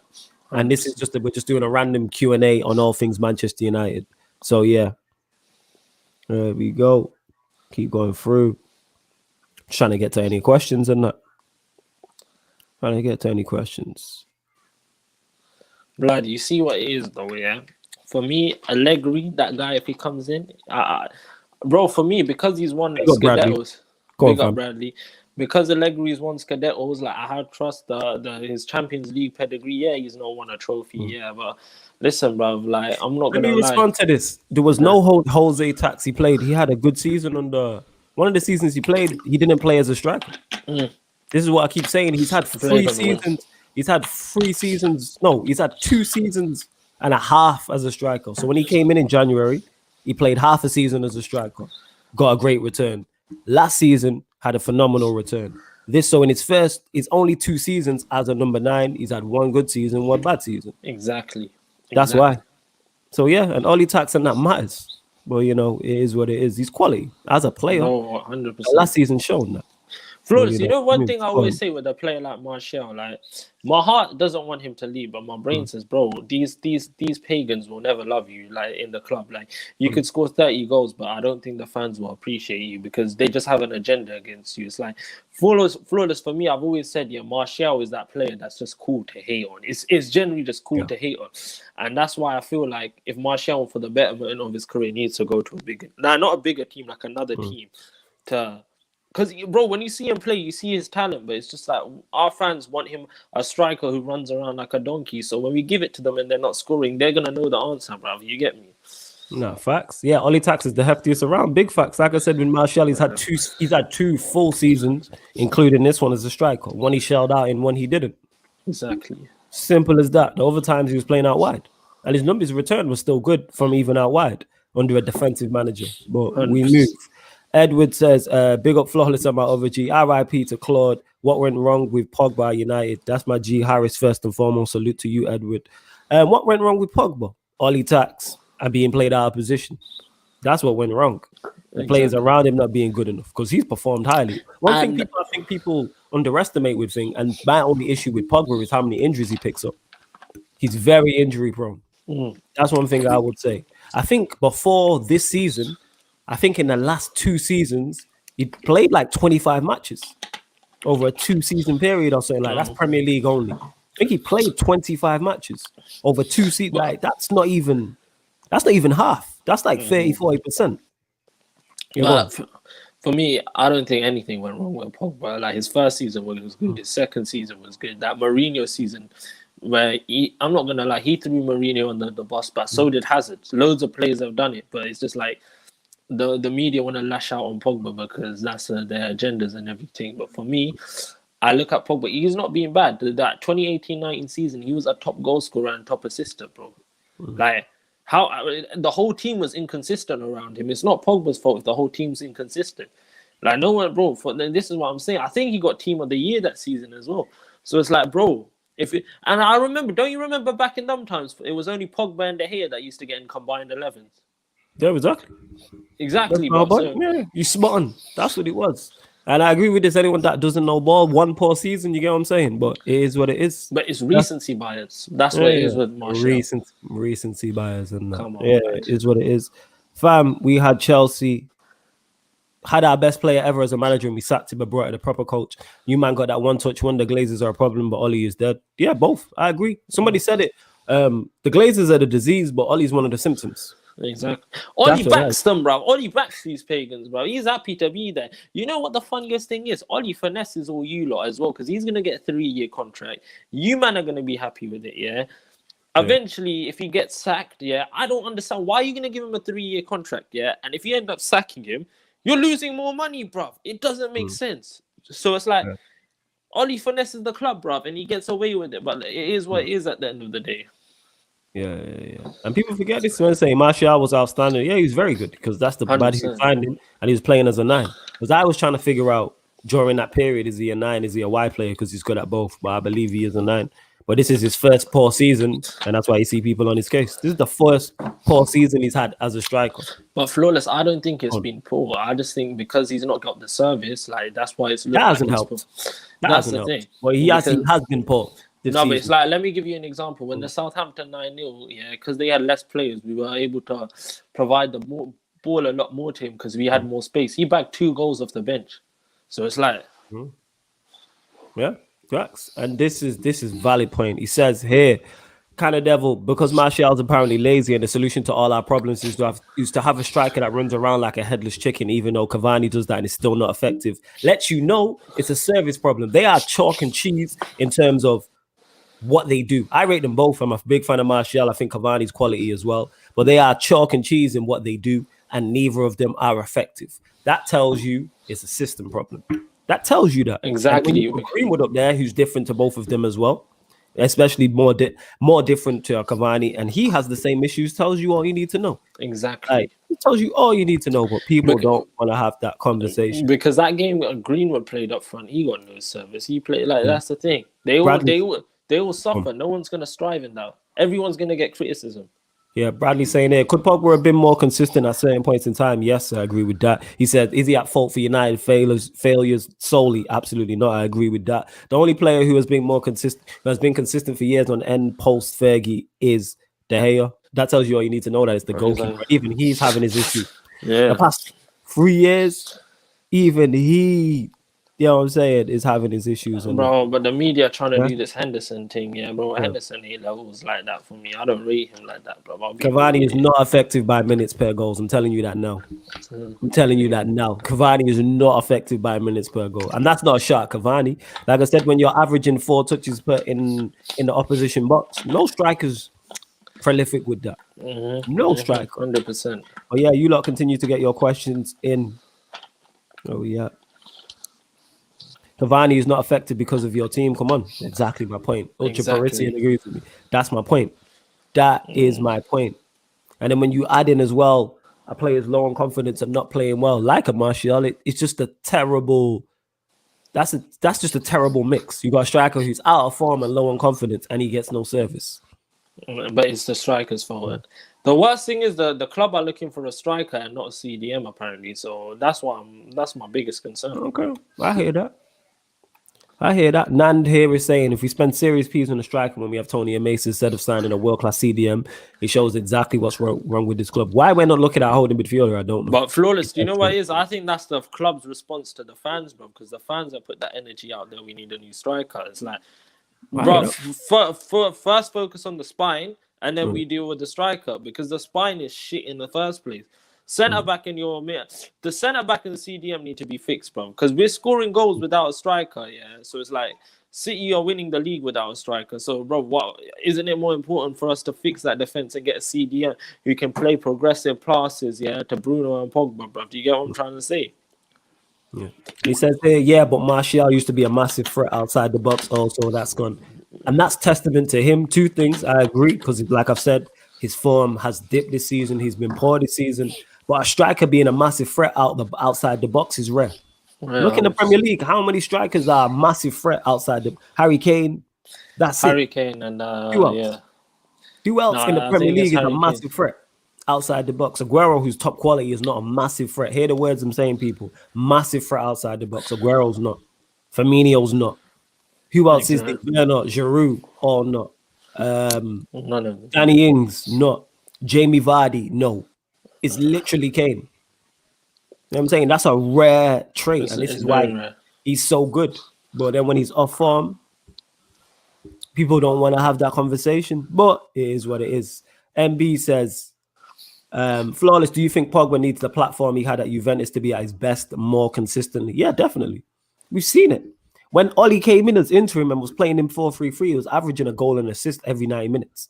When we were slapping teams left, right, and center, playing great attacking football, he was a main part of that. Getting a goal and an assist but then he stopped. Edward saying Prime Zidane or Iniesta would suffer under Oli. Yeah, because he probably played him DM. Bro, that's the thing. Yeah. And then our fans would say it's the players, but we got a Prime Iniesta, blood. You get me? Yeah, it's mad. Here we go. Hey, you lot keep it clean in the comments, though. We need wingers and a quality RB than AWB and 3 central midfielders sign ASAP. You saying 3? I don't think we need 3, bro. I'll be real. I personally think, we get a DM, we get a DM, we'll be patterned. But Flawless, I've already talked about this. Even if we get a DM, watch how he'll have the most minutes played. Definitely. And that's my worry at the end of the day, bro, because it's going to become one of them ones there, bro. So it's like, definitely. Bradley here says, how the hell have we spent over £1 billion post Fergie to not even challenge for a league title? You know why? Because the money's been spent poorly. Exactly. That's why. 100%. The money has been spent poorly, and that's why we haven't. The aim, obviously, was to win Premier Leagues and Champions Leagues, but spending, here's the misconception, and people like to banter and throw this in. Just because you spend money doesn't automatically mean that you're going to win league titles and Champions League. You're going to try and challenge for him. That's the aim, but it don't always work out. Look how much money City has spent to try and win the Champions League and haven't reached the final. Yeah, but we spent a lot, and we spent and haven't won a Premier League. So and we get knocked out the group stages. So that's tells you a lot. That's my point. We spent 130 on a defense, and we still conceded 3 goals, bro. We conceded 2 goals to a team that's 17th in the Turkish league, bro. I think the Turkish league is worse than the Championship, bro. Yeah, I hear that. Yo, Nippon, I'm not ignoring your comments, man. I didn't even see it. You know what I'm saying? I did not see it. They're calling you out. Yeah, this guy is always telling me this. Oh, girl, I don't know if it's a girl or a guy, but I'm not ignoring your comments. I just didn't see it in it. Right again, the comments is flashing up. Pogba's situation is even about platform. If you watch a Pogba comment and said, what's his position? DM doesn't come to mind. Jose and Ole played him DM. Yeah, that's my point. When I say platform, in terms of he needs a DM next to him and let him go and do what he needs to do. Ole did it. That's the worst thing about it. Ollie did it, and that's what's so annoying is we know you've done it before. It's mad. Here we go. And flawless, you're telling me that Fred, Tomine, and Matic are good enough because they aren't flawless to challenge? No, as squad players, yes. Yeah, they're decent. Yeah, I think as squad players, yes. I do think they are. Put it this way, yeah, bro. Mans like Crystal Palace and all of that have mans like MacArthur, and they can still pull off 0-0s against us. And Crystal Palace beat us 3-1, and they had James MacArthur in the midfield, bro. And man was doing his thing, bro. So it's like, it is generally worrying. And it's like, bro, the reason is, I think with this manager, the players' positioning is awful, bro. Our team shape is dreadful, in my opinion. Yeah, Flawless. Oh, wait, I just read that. Here we go. Kind of Devil says, Flawless, what do you think our best midfield is? I think it's Fred, Donny, and Pogba with the 10. I actually think it's a mix. I think depending on who you're playing. So if we're just going attacking 4-3-3, and I'd play a Fred, Matic. I play a Fred or Matic in the DM, and then have Pogba and Bruno as 2 8s. If we're going a bit more pragmatic and you're playing a back 3, I would just throw Donny as I'd have played Donny in there as the 6. I'd play Donny, Pogba, and Bruno. I think play those 3 in there if you're playing 3 at the back. Or if you want to go to Diamond, you can play all 3 of them. And we are more suited to Diamond because we don't have the wingers, bro, in my opinion. True. We don't have that depth, bro, because our wingers think like strikers anyways. Rashford thinks he's a striker. Greenwood is a striker. Martial is a striker. Cavani is a striker. Ahmad's too young. That's what they're saying. So if he's too young, we'll blood him in for the next season. Then and you see Dan James, he's absolutely dreadful, bro. So no, I'm not having him. Yeah. He can be a right wing back for me, bro. I don't see any use in him. Bradley saying the United fan base are stupid for the most part. They genuinely think Oli is better than Poch and Allegri. It's the Glazers more than anyone our problem. Oli plus Oli sexuals too. Yeah, I don't get the defense. There's always the defense of this guy because the defense is never talking about him. It's always the deflection. It's always the deflection. Bradley, they always talk about how many players from different regimes. Yeah, Matic signed to a 3-year contract. You signed Phil Jones to a new one. Martial, you signed to a new one. And I want Martial in personally, but everyone wants him out. Yeah, he signed Maguire. He signed Wan-Bissaka. Luke Shaw's his player 100%, but I don't. Okay, that one you can't say, bro. So many players have been signed to new contracts. McTominay, I don't think Fred has. Bruno, like a lot of his players, they're his players at the end of the day. So it's like, why going for that, bruv? I hear that. Here we go. Before Klopp came in, no one was rating Jordan Henderson, and he won a league title and a Champions League with him in that Liverpool side. Don't tell me a good coach can't do anything with United. I flawless. I'm gonna have to go now, bro. No stress, fam. My phone's gonna die in it, but it's just like let them know where they can find you from. I just want to say, people, before I go, follow Flawless on everything right now. Join the Sarcasm City membership because you know how it is, gang shit at the end of the day. You man can find me on Harris Rashid on Twitter with a 4 instead of an A. You can also find me on Clubhouse with the same app, blood. You get me, but love to Flawless for having me on today, bro. Everyone subscribe, bro. Shout out again to Flawless. You get me. R.I.P. Claude, bruv. You will be missed, bruv. My condolences go out to his family again. And hopefully everyone has a good day. It's a beautiful day today, bro. And you get me. It's another day, blood. We move, bruv. We move, bruv. But love to Flawless for having me on, bruv. Love. Every time, man. I'll catch up with you shortly, yeah? Yeah, salute to my guy Harris. I will be closing out the show shortly. Like I said, this is ManDem United. We're just doing a quick Q&A since it is the international break. So you lot get your questions in before I dip. Yo, we still got right over 40 people in there. Yo, get the likes up on this video. Where we at in terms of the likes? Brian is saying we're at 59. Well, we're at 64. It just jumped. So love to you lot. We're at 64 likes. Let's do that. Devante saying as 3 AMs.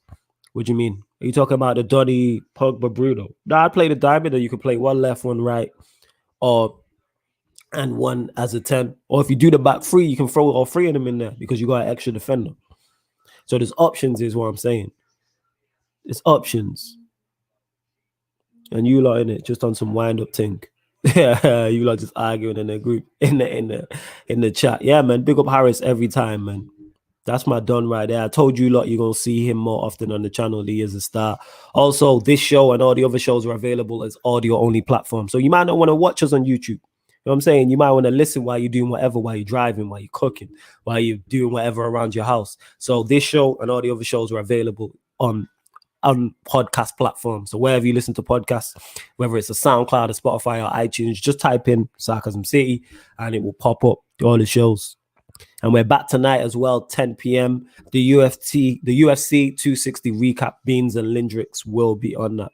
But yeah, you lot keep getting your questions in before I dip. Here we go. Davey said they're making out like Donny is an Ozo who won't defend at all, but in reality is Fred, McTominay, and Donny are all the same levels defensively. Only difference is Donny is the far superior technically. I get your point. Do I believe Fred's slightly better defensively than Donny? But yeah, but I get your overall point. I understand your overall point with this. I don't see why Donny can't play in the 6. And when he played in the 6, he played well.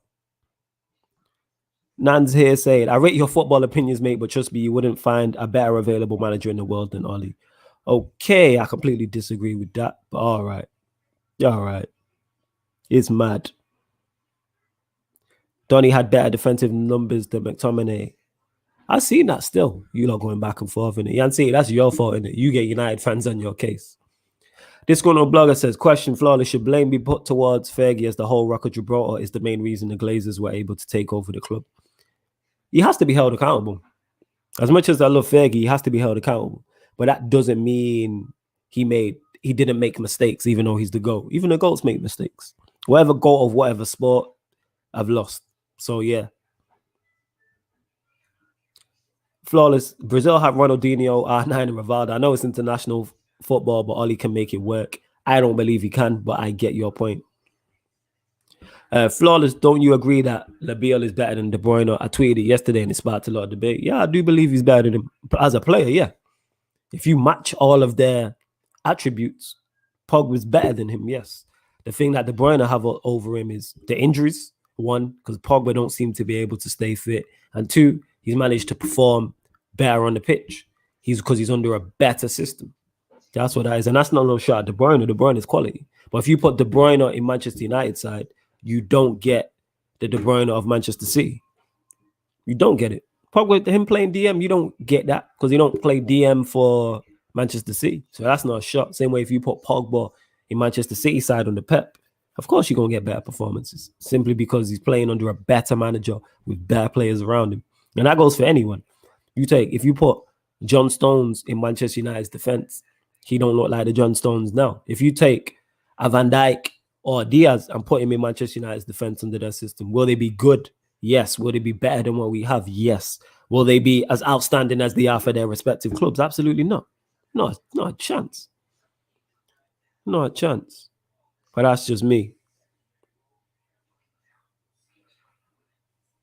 Here you go. Just having a look before you lot. Yo, you lot love arguing in the comments alone. There we go. It's not about formation, it's about philosophy. If you play a pivot of Pogba and Donny, doesn't mean you're attacking if you give them instructions to stay back. I agree with that, Devante. And that's my whole point, is why I'm critical, because it can work. When you have talented players, you can make it work. If you have an idea of what you want to do, you can definitely make it work. United have enough talent in their squad to make it work. But that's just me, though. I agree with this. Pogba would be undisputed best midfielder in the world if he wasn't played out of position in a decent system. Yeah, I agree with that. I don't think any player plays out of position like he did under the Mourinho season. I think it was 2016-17 and topped everything. He was our best player defensively and offensively on the eye test and also stat-wise. And he was playing out of position the entire time. I don't think any player puts up them numbers. That's how good he is. But that's just me, though. Flawless, what do you think of Greenwood, aka Robin van Greenwood, can achieve as United player realistically? Whatever he wants. He has all the skills. All the skills. Whatever he wants. Quick, two-footed, skills, could hold the ball up. Obviously, these things need to be worked on, but yes, has everything can finish. Finishing is ridiculous. Some of the finishes are, ridiculous. Definitely. And yeah, Jan City said here, France are better than Belgium in the same way City are better than United. And that's my point, is when the field is even or balanced to Pogba outperforms. That's my point. Same way with Messi and Ronaldo. When the Barcelona side was great, Messi outperformed Ronaldo. When the Real Madrid side was better, Ronaldo outshined Messi. That's how it works. But two quality players. Yes. Here we go. Flores, do you think we'll get better coaches than Carrick and McKenna while under Oli, or we have to wait for him to be sacked? Probably have to wait for him to be sacked. Probably. That's what I would say. I don't know, because you lot are arguing. I don't know if you lot are asking me questions or you lot just arguing with each other, because I see stuff and I'm like, that's not aimed at me. Continue to get the questions in. I'm going to do about 10 more minutes. Probably do about 10 more minutes. We're at 71 likes. Please get us to 80 likes. Please get us to 80 likes. Get us to 80 likes. Please do.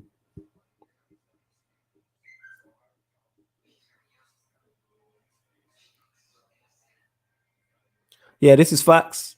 Pyramid Scheme says, Jan City on camera, beautiful angel in the comments, troll supreme. Yeah, man, she out here trolling. She know what she was doing. She know what she was doing. I told her this on that last stream we was on. I was like, oh, you like trolling, innit? So you gonna get into it? Nah, Green was quick. Go watch the goal we scored against Brighton and that counter-attacking. Green was quick. He was moving so quick, I thought it was Rashford. B says, flawless in the back three. Would you play Shaw left centre-back and Tellers wing-back or Shaw at wing-back? Depends who you're playing. If you want to be a bit more offensive, even though Shaw's been playing well, if you want to show up the defense a little bit, then I would play Tellers at wing-back and Shaw at left centre-back, but that's an option. That's what you're telling me there is that's a great headache to have. Great headache to have. City are good right now, but no team is sustained success like United. City need to do the same. Yeah, they need to. So it'll be interesting in it. That's what they're trying to emulate and go further than. Edward says, we need a DM badly. Look at the impact it can make. Makelele is a prime example. Big facts. The impact Makelele had on the Galacticos, because when he was there, they won stuff. As soon as he left, they didn't win anything. And we all know Chelsea. They named the role after him. That's how good Makelele was. Flawless, if Baye was to leave, who would be your ideal centre-back to replace him? Varane? How old is Varane actually, though? I'd say Varane, but how old is he? Yeah, we're at 73 likes. Get us to 80. Like I said, I'm going to do like 10 more minutes answering you lot's questions, all your questions. Love to everyone who's locked in. Much appreciated. Flawless, why don't you rate Graham Potter? I think he's a good coach. Not top 6 quality, but could win England the Euros. More so, I'm just like busting joke with Ryan, innit? That's what it is. I'm just busting joke with Ryan. Like, I just like giving him shit because we're done. So that's what we do. I'm not saying I don't rate him. I just don't rate him. All jokes aside, I just don't rate him as highly as Ryan does. Ryan's talking about him winning Champions Leagues with Liverpool, Premier Leagues, winning the Euros with England. I've not seen enough yet. To me, just the new Eddie Howe at this moment in time. If this was 2 years prior, we'd be talking about Eddie Howe in the same manner. People are talking about him for England. Now, where is he? My point. Would you get Ramos for experience? No. Simply because we need pace. Maguire is going to play, so we need pace. And Varane is quick than Ramos. I'm not saying he will come to Manchester United. He asked me who would be my ideal replacement. I said Varane. In a ideal world, I love us to go in a time machine and get prime Maldini. But you know it's not going to happen. Douglas says, for me, I think the priority is finding a better coach, then we start filling the holes in our team. Either or. We have to do both of those things eventually. So whether we go get better coaches now and then we go get better coaches now and wait on improving the team, or we improve the team now and then go get better coaches. Either or, they both need to be done. And they can be done at the same time. Flawless Pro, has there been a more consistent player than Aaron Wan-Bissaka at the club since he came? Not that I can think of. Probably right. Still, he had a little dip, but that was it. He's been pretty good. Flawless, looking at Angel Gomez, how many more young players were Oli Costas, Greenwood, Ladd, Hannibal? I don't know. I'm not sure. Not sure. I'm saying Varane has to be one of the most overrated centre backs. Would love Madoni Tunzebi getting way more chances. I don't think he's overrated, but each to their own. I do not think he's overrated. Not in the slightest. Is he overrated? Yes, we're at 75. Like, you lot, make sure you subscribe to the channel. There's only there's over 40 of views across all platforms watching. Subscribe. You can see it there. Sarcasm City TV. Subscribe to the channel, please. Road to 2,500 subscribers. Ramos, I don't think he's still quick. I disagree with that. But each to their own. Flawless, what do you trust Ollie to do? Improve the team further? That's what I would say. That's what I'll say. I do believe he improved the squad because I like what he's done with the squad. When I look at what he inherited and then look at what now is left, his job is done. I've said this. His job was to improve the squad and bring the vibes back, bring that good energy back, that good feel factor back. And he did. Because if you talk to most Manchester United fans, especially people who are Ollie out, they'll tell you that they like the squad and this is why they're so critical of him. I like this squad. I genuinely like this team. Doesn't need improvements, yes, but I've said this many times. Every single team on planet Earth can be improved somewhere. Whoever you think the best team is, Bayern Munich won 89 trophies in the past 10 years or whatever it is. They still went and improved this summer. You can always improve. Always. Flawless, do you think we'll get a DM in the summer? I don't know. I have no idea with these lot. No idea. Flawless, what youngsters do you think are on the verge of the first team at United and who are you most excited about seeing? I keep hearing a lot about this Hannibal kid. So definitely him, Hannibal, Laird, even though he's kind of here. But I don't really follow the youth teams like that. I just wait for like my younger cousin follows all of that. So when he tells me about a youngster, that's when I'll be like, okay. Like he was telling me about Mason Greenwood 2 years before he burst on the scene. Like I remember a picture got posted and it's the one with Pogba and he had his arm around Greenwood. By that time, I didn't know who Greenwood was, and I sent it to my cousin. And I was like, who's this? I was thinking, is it Greenwood? He's like, yeah, it's Mason Greenwood, baller. So that's what I wait on in it. When my younger cousin's like, yo, look out for such and such, that's when I'll be like, all right. Taekwondo is saying, Man United need to start recruiting players and managers to fit the club style of play instead of adjusting to another manager style, because that's why all the chopping and changing. And it's facts. When me and Rance, we was on a Red Talk, I don't think it was the last one. It was the one the week before that. It was 2 weeks ago, and we're talking about how the majority of the money spent has been replacing players from the previous manager. And this is why you have a philosophy. And then you get managers in who all follow. So if you're if you play an attacking brand of football and have an attacking philosophy, then what you do is bring in managers. Swansea did it. I think they had Rodgers, then they brought in Martinez, the manager after that. And I'm using Swansea to show that even Swansea are doing this. And that's no disrespect to Swansea, but a smaller club in the Championship's doing that. Can't remember who they had after that, but I remember they had Rodgers, they had Martinez, they had another, all the same attacking football. The same way if you want to play a pragmatic defensive approach, you go and get defensive pragmatic, because to play that player style, the managers are going to want similar players. So like if I'm a manager, I can be attacking, but I'm fairly pragmatic. So it's kind of like I want certain players. I want quick, wide players. So if I want to play counter-attacking, other managers who come in are going to want quick, wide players too. So yeah, I get your point exactly, Taekwondo. 1,000,000% I get that. There we go. Flawless favorite United game under Ollie. Whew, that's a good question. There's a few. Cardiff, because we were so depressed under Mourinho. Cardiff's up there. PSG, for obvious reasons. Spurs away. When Rashford scored that goal from the Pogba pass. Arsenal, FA Cup, the Lingard moonwalk. Both games against Chelsea, because we don't do well at the bridge. Up until Ollie, we don't do well at the bridge. That's what I would say. Yeah, Gary Monk, that was the who I was thinking of. Big up to Prime. So yeah, they had Gary Monk, they had Martinez, they had Rodgers, they had all managers who play attacking football. So that's why it's just a conveyor belt. It's an easy transition. Whereas you have Moyes, who is different from Van Gaal, and then Van Gaal, who is different from Mourinho, and then Mourinho different from Ollie. Like, so that's why you're replacing these players. Thanks. I can't think of one Man United fan who's not deluded there except Flawless. Yeah, man. All jokes aside, I'm level-headed. That's one thing about me. Like, I'm balanced. Like, I'm open to, I'll always hear out the other side. Whether I agree or disagree with you, I always, on footballing opinion, I always hear the other side. Man United don't have a style of play. What's Fergie's style of play, really? It's not like Wenger, where it was clear he was adaptable. Fergie was more adaptable than Wenger because, one, he was around long enough. Two, his whole reign, he was pretty much on top. And we played different. So that's where people get it this is where people get it mistaken, though. Fergie played different.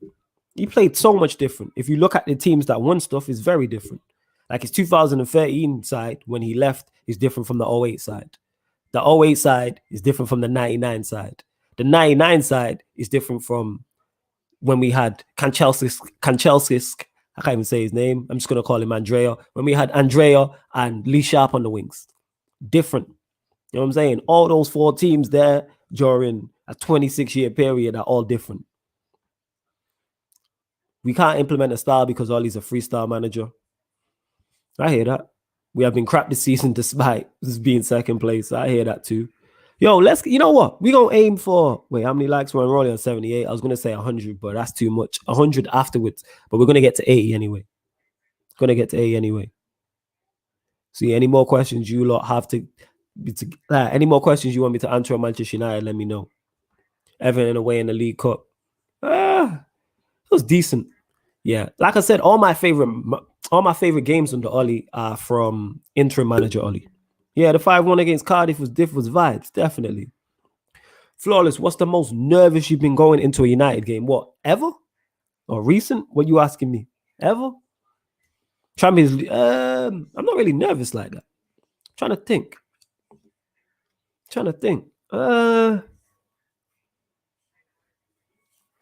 Probably Champions League, but it's not nervous is the wrong word. More, I feel like I'm playing. That type of shit. That's the vibes, them type of Champions League knockout games. Away to Arsenal, like at Highbury. Away to Liverpool at Anfield. Like when it's a bit like those ones. More so, I feel City to a certain extent.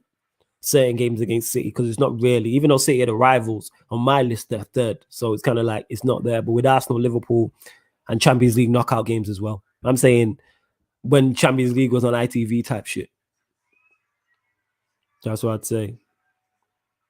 There we go. Keep all the questions Manchester United people, because we do have the Q&A for other questions. This is ManDem United. So it's Manchester United questions only. RB saying, I just want to see us playing good football and winning trophies. Look like we won't see this for a while.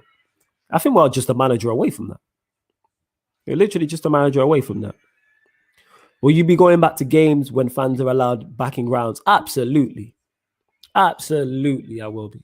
Absolutely, I will be back. I can't wait. Literally before the original lockdown, so the one in March last year, me and JV was planning to go to some games away. We was literally planning, I remember. And then lockdown hit. We was literally on the way back from radio on a Monday. And we was literally planning to go to games. Speaking of Mondays, like I said, make sure you check out the previous episode of From a Fair Eye View on Pi Radio. So if you're new here, we do a football show on Pi Radio called From a Fair Eye View. It's myself, JV, and Stro, and we discuss all Premier League results. It goes live every Monday, 7 p.m. till 9 p.m. It's on the Pi Radio YouTube, Twitter, and also Facebook. And if you're in the Northwest, it's also on DAB Radio. So retune your DAB Radio, and you'll be able to catch us on there. And yesterday, myself and Stro rated every team in the Premier League, their season so far, and what they need. And there's a playlist for it on the channel as well. So please make sure you check out the playlist. If you go to the playlist, you'll see From a Fair Eye View there, and you can check out all the shows.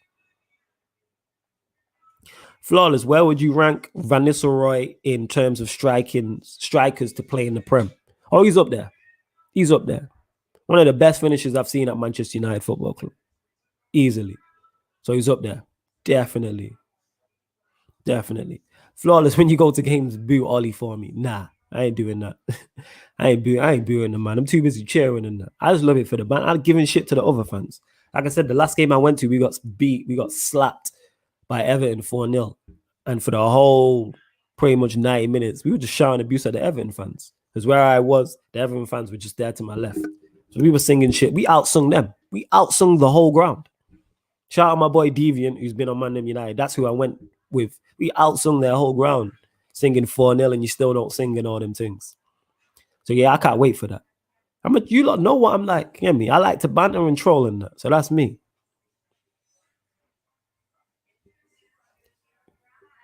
Big up Prime. He says that Pie Radio show yesterday was sick. Well, minus the Ollie slander. Why is it with you in Chelsea? Is you and Devante always with this Ollie thing in it? But you lot wouldn't have him at your, what's it called? Have him at your club. You know what I'm saying? You lot wouldn't have him at your club, but want to back him. Make it make sense, please. Flawless, you ain't scared to go to OT. They're coming for you, jokes. Nah, I ain't scared. Wary, but yeah, this is what it is, isn't it? Like, it's the most policed, camered up place is outside Old Trafford. You know what I'm saying? I'd be just shocked if they recognize me. Someone recognize me, I'd be like, right, you recognize me that much that you want to beat me up because I have a different footballing opinion to you. So yeah, it's mad. I'd go to OT. Definitely. Would you do match day vlogs? Probably not. I might leave that to somebody else. Yeah, I'd probably leave that to somebody else to do on the channel rather than doing match day vlogs because I just want to enjoy it as a fan. But of course, if you lot ask for it, similar to the watch-alongs, if you lot ask for it and there's bare reviews like, yeah, we want match day vlogs, I would put something together for you lot. Because at the end of the day, that's why I create content for people that enjoy it. So I listen to you lot. If you lot ask for something, I deliver. Drizzy Des says, I'm no longer emotionally invested with Manchester United drama. They are not good for my mental health. I'm just here for vibes. Yeah, man, it's a vibes thing. It's definitely a vibes thing. 1,000,000%. It's a vibes thing. Please get us over 80 likes as well. We're at 79 according to mine. We're at 79. I'd happily go just to fight it out, make my day. Nah, allow it, man. Allow it. Will you still be on Red Talk after games when fans are allowed back in grounds? Probably not, because I wouldn't be able to make it back in time. But you'd still catch me on Rance's channel on the Thursday show anyway. You'd still catch me on there. So would I be able to? No. And same way, if Rance is at games, you won't catch him on there. If Saeed or Statman or Aaron are on games, you wouldn't. 80 likes, salute to you lot. 80 likes, subscribe to the channel also. Yes. Thank you. I rate Ollie. He's doing well at Chelsea. If Roman hired Ollie, I'd back the thing. All right, so when let me ask you a question, Prime. When he was sacked, why were you not singing Get Ollie? Why were you not saying I want to get Ollie in? Answer me that. Please do. I'm really interested.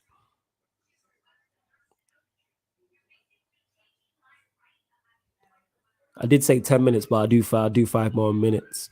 Flawless, how highly did you rate Stam? Best centre-back. I think he's the best centre-back in Premier League history. Best centre-back in Premier League history. That's what I would say. Not only do I think he's the best centre-back at Manchester United, best centre-back in Premier League history. I think he's that good.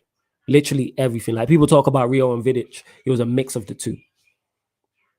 Could play, ball at his feet, quick, strong. Even Fergie said he was a mistake getting him. It was a mistake selling him, sorry.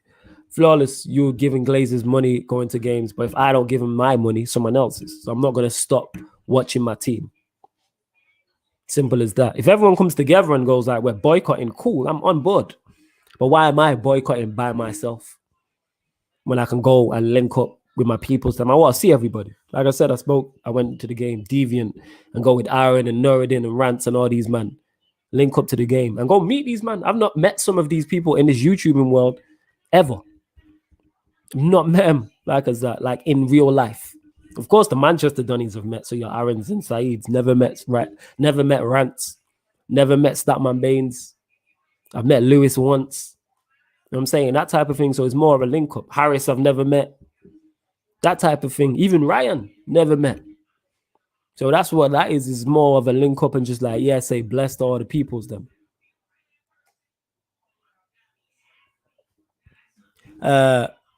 Who said I didn't say get Ollie?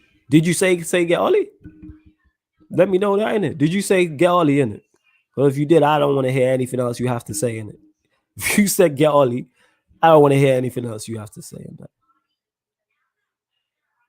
Because in a dream world, you're not getting Ollie to replace Lampard. Cut it out. No Chelsea fan agrees with you. No Chelsea fan is taking Ollie. Bradley saying, my dad talks about Yapstam a lot. He calls him the best centre-back he's ever seen at United. And I was young, but even watching me as a youngster, I could see how good he was, and I was younger. My dad, my pops, talks about him a lot too. Quality. There's a reason. I don't know how old you are, Bradley, but there's a reason that your dad talks about him a lot. Definitely, there's a reason, because he was that good. And like I said, Fergie even said it was a mistake selling him. Bradley says, a match day blog with all the ManDem would be hard, not going to lie. Imagine Saeed, Flawless, France, Norrin, Aaron, and the rest of them cursing players are at OT. Yeah, it'd be a film. Like I said, when we link up, like in person for real, at that whatever United game, it's going to be a mazel. Flawless, are you going to take Ryan to a United game? We know he's a big fan. Yeah, when United play Liverpool and that, getting rushed in the Stretford end and playing, man. Ryan's my guy. I wouldn't do that. Ollie is the worst manager in the Premier League. Facts. It's open to debate. He's definitely bottom 4. We did the ranking on Agenda FC, and I think he came 17th. But that's more so me, Lewis, and Ryan trolling Arsenal fans why we put Arteta last. When we put Arteta last, the Sheffield United manager, because we don't know who he is, 19th. He was 18th. I can't remember. For people who watch the shows, let me know. Oh, yeah, my dad is a Liverpool supporter, but he thought it was so stupid to United to get rid of Stam. I hear that. Saeed in the shots, like, the hell? Could imagine that. Phone playing up as well. But love to you lot. I am going to cut shortly. Get your last questions in. Yeah, man. Shit, we're at 82 likes. Big up to you lot, man. Big up to you lot. Love to you lot for supporting, man. Thank you. Devante says, do you feel a sense of racism at OT? When I've been there, never. Never when I've been there. Obviously, I'm not at games as often as I would like, but never. Never. Yeah, Prime, I like how Ollie is better than Frank. No, I'm trolling. No, I won't take Ollie at Chelsea. Yeah, I know. You know what I'm saying? I just had to get it out there, innit? I just had to let it be known. Because with you, I don't know if you're trolling or not, because you say some wild shit. So, you got some wild takes. Favorite Manchester United goal from 2010 to now? Oh, Van Persie's volley. That's the one that sticks out. It's Van Persie's volley, yeah. I would say so. Oh, yeah. Shit. All right, girls too. Wait, we're on 82 likes. Yo, I keep saying it again. Love to you lot, man. You lot just sit here. I mean, not sit here, but watch me just talk about Manchester United. I love that. Most deluded Manchester United fan channel. Just whisper it because you know they're watching. I don't know. Like I said, all the channels I watch, because more time when I'm live streaming, the channels I was watching before I was doing this are live streaming, so I can't really watch like that. But the best ones, I only focus on the good in it. So obviously, Mr. Aaron United, Saeed TV, Ransom Bants, United Real Therapy, Adam Matic TV, Flex is phenomenal. So yeah, I honestly do rate Ollie though. Hold on, that's the wildest football take I've had. Probably, yeah. And you have some wild ones in that. You say some wild. If I check what Q&As you've been on this channel, I know you said some wild stuff. I know it. You said some wild stuff. Norridin would be a good addition to Red Talk with you, man. Talks a lot of sense. I agree with that. Norridin a G in it. I'm saying that's one of the he the big OG in that. That's my guy. That's why when we go back and forth, I learn a lot from him. What's mad is that people thought we fell out. That was crazy. People thought me and Norridin fell out. Like, you've got beef. People DM'd him. Like, you and Flawless cool. Blah, blah, blah. Like, yeah, we're cool. Like, Norridin's my guy. Flawless, how big do you think Cantona's impact was at United? And would you say he was a catalyst for the success that came down the line? 1,000,000%. Massive catalyst. He was for Manchester United what Tupac was for Death Row, for those that are old enough to remember. Like, Death Row was doing their thing before Tupac, but then Tupac came and just accelerated it along. Yes, massive catalyst. We won 4 out of 5 league. The 5 year, I think 5 years he was here, we won 4 league titles. And the one we didn't win was when he was suspended for the season. Yeah, that's what it is. Dante, big up Dante, who says big up Flawless. Flawless, would you take Jeremiah over Ollie? Absolutely not, because he'd probably keep Jeremiah on. I mean, Jeremiah would keep Ollie on as his assistant. Yeah, Prime always saying wild shit. I like Prime and I rate his opinions, but he says some wild shit and I'm like, what? The wild shit. Absolute wild shit. Like I rate Ollie. He's the only rival fan I know that rates Ollie. That's probably that is the wildest take you've got, Prime. You're the only rival fan I know who rates Ollie. Get Flawless on Dominic's channel, United Source. He did reach out to me actually. So I am going to be on there because he reached out to me, but I couldn't go on. Wouldn't you say the Prem was kind of a farmers league in the 90s? No, not at all. I don't think any of the leagues are farmers. I don't think the Premier League is a farmers league now. I don't think it was a farmers league back then. I don't call leagues farmers leagues. I think it's just a term. It's like the agenda term. It's just to dismiss the league. It's just to dismiss the league. I don't think it is. I don't think it is. Same way now when people say, oh, the French league's the farmers league. Yeah. I don't think it's a farmers league. Italian league, I don't think it's a farmers. German league, just because Bayern Munich win it all the time does not make it a farmers league. Not at all. Well, that's just me though. You do actually, yeah. I give you this, Yancy Prime. At least I back and stand by my takes, even if they're wild. That's why I rate you though. That's why I rate you, because you'll say some wild shit, but you'll stand on it and back it up.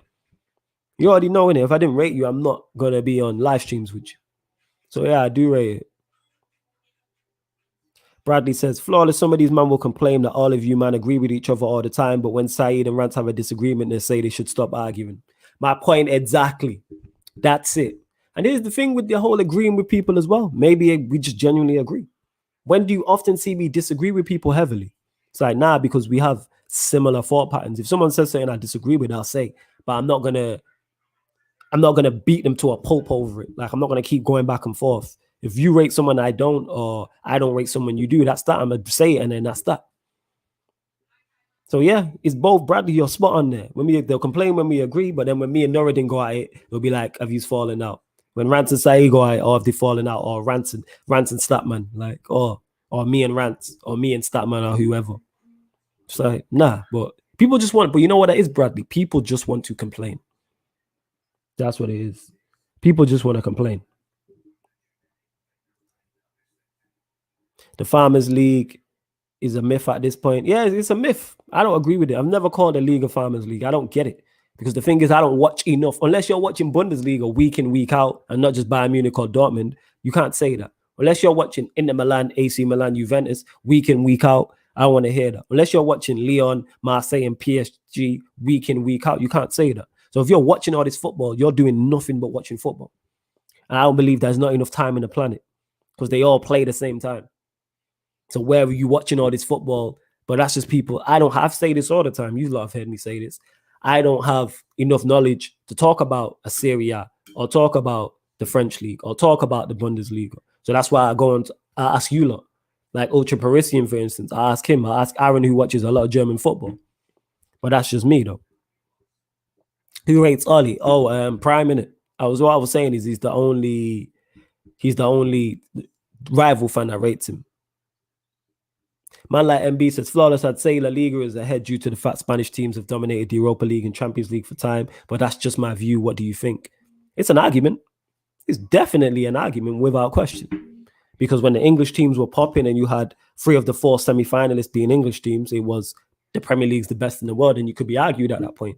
Then when Spain had their dominance, you could argue with Spain. When the Italians had their dominance, it goes in cycles. We had an all-German final. So yeah, you can be argued at times, at points. Definitely. Dante says, moving to Northampton from London, tough on me, bro. Not really socializing with anyone like that. Any advice? You've moved already, or you're moving? What I would say is, if so, you're moving to Northampton from London. Get some people's, how do I put this? I'm sure with you moving to Northampton, games, if you don't have any peoples there, family or friends, make a couple family or friends. That's what I would say. Make a couple family or friends. FaceTime every day or every other day your people from London. So whoever it is, mom, dad, brother, sister, close friend, cousin, whoever. FaceTime, because then that gives you that interaction. Yeah, they're the 2 things I would say. And continue to watch, like you're here watching this show. Continue to keep a routine as well. Give yourself something to look forward to. Like watch, I've seen you, obviously, Dante, I've seen you pop up here many a time, and anything else you like to do. So that's what I would say to that. Yeah, I do remember when Jan City said this. Remember when Jan City said, "Oi, oi, use a mirror." Yeah, yeah. She thinks Ryan's really funny. Yeah, I do remember that. Yeah, and Andrew, yeah, this is me. I always say agree to disagree. If I disagree with you, I'm gonna tell you I disagree, but I'm not gonna force my opinion on you because it's not that deep. You can say, "Oh no, I think the Lindelof and Maguire partnership works." I absolutely don't, and I'm gonna tell you that. And then if you come back, I'm probably gonna say something back, and then that's that. But yeah, Europe is a good metric of that. You're not gonna have me here talking till next year, innit? Do not run out of bars, and I rate it. I rate it. PL is the Premier League is the most entertaining in the league, but not the most superior league in playing good football.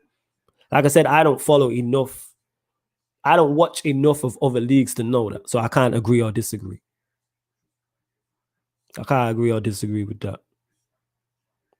Yo, man, anytime. And that's not just to Dante. Anytime you lot have got a question like that, if you want to bring it up on the live stream, cool. If you want to message me privately, cool. And I genuinely mean that. You know what I'm saying? Genuinely, from the bottom of my heart, I mean that. If any of you lot are going through, forget football and who you support, if you're going through anything seriously and you want to reach out to me, just message me. You know what I'm saying? And that message me, Twitter, Instagram, whatever, and it reach out to me. You might not want to do it on a live stream. That's cool. I always try and help like that. Therefore, but yeah, see, Andrew saying here, you make friends easily in no time.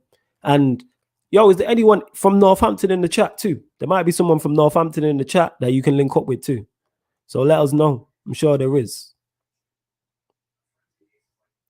Flawless, what do you make of Luke Shaw this season and where do you rank him in terms of left backs in the league? His form this season has been crazy. Absolutely crazy. Can't really fault it at all. In terms of left backs, right up there. Is there a better left back in form in the league? I can't think of one. I cannot think of one. Yeah, trust me, Flawless. We ain't chipmunk. We man don't run out of bars. You lot don't. You lot do not run out of bars whatsoever. Love to you lot every time. But yeah, if there's anyone from Northampton in the chat, let me know. Simply because of what Dante was saying. Luke Shaw has been immense this season, but our fan base needs to stop acting like he's been doing this for 7 years. That's my point. The reason why I've been so critical of Luke Shaw in the past is because he wasn't performing. Now he's performing. I can hold my hands up and say I was wrong. I'm happy he's performing at this high level. Let's hope it continues. Let's hope it continues. Big up Dupe in the chat who says big up. Big up to you lot. Where we on? What we on likes-wise? 83. Okay, get that to at least 80. Well, it's at 85. It just jumped. Get that to 90 then, people. Please get that to 90. Please get that to 90. But yeah, big up Dupe getting people to subscribe. Yes, that's another thing. Get your peoples to subscribe. So if you know someone who likes is into football, who's a United fan, Arsenal fan, City fan, even a Chelsea, Liverpool or whatever, get them to subscribe to the channel. You might know someone who's a boxing fan or an MMA fan or likes politics or just like sports Q&As in general. Please get them to sign up to the channel. Or as a music fan.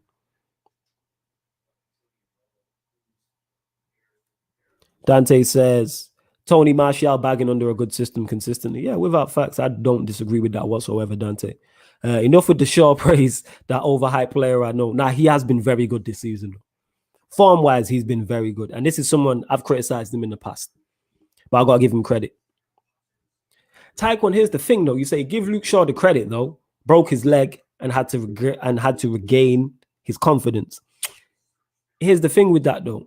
Unfortunately, when a player gets injured and they don't get back to a high level, you're moved on. We've seen it happen with Anderson. I think he did he do his knee or he broke his ankle or he did a cruise ship and then he was moved on? It happens. We've seen players get injured and they don't return the same and they're moved on. That's just the ruthlessness of football. Flawless, why do you think Jan is so obsessed with United? No, I don't think she's obsessed. She just likes arguing with you lot, innit? She a troll and she likes arguing with you lot. That's what because that's all you lot been doing pretty much the whole show is going back and forth. The United fan base have given Shaw every excuse in the book when he's been dropped for the likes of both with Jackson Young and Brandon Williams over the years, but they want to get rid of Pogba. Hey, make it make sense. Make it make sense. Make it make sense. Shaw's been our best player this season so far, in my opinion. I hear that. Who's been better this century? 100 years. I have no idea. We've won more trophies than you in the past 100 years, so I say us. Devante said century, you know. You do know century is 100 years, my G, you know? So yeah, in the past 100 years, I'd say it's us. Since 1921, is that 100 years? I'd say it's probably been us. We won more league titles, more European trophies, more domestic cups. So I'd probably say us. Flawless, get me on the politics and current affairs show. I want to debate Nuruddin. When they open it up, that's on them with the politics show if they want to open it up or not. Because here's the thing, people, when you see people get shows on because I like you lot, I give you a lot the insight. When people get shows on Sarcasm City TV, whether I'm on it or not, but especially when I'm not on it, the people who host the shows have full creative control. So like I give my opinions on stuff, but say I'm against an idea and every one of the 5 of the people, so Nuruddin, Longhead, Lindo, Mike, Bits and Bobs, Lambs, all want to do something, it goes ahead. Even if I'm like, no, like it's not a dictatorship over here. I give everyone who has a show over here full creative control in terms of where they want to go with the show, how they want to run it, time, date, guests, etc., etc. So that's on them. But make sure you check it out because that's back Saturday, 3 p.m. What's politicking you off the second episode, politics show. Luke Shaw is a city two-way baller. I hear that. Now, I rated Luke Shaw from his time at Southampton. So did I. But he has improved this season. Oh, you mean 21st century? I don't know who's won more trophies. Who's won more Premier Leagues? Who's won more Champions Leagues in that period? I'm not sure.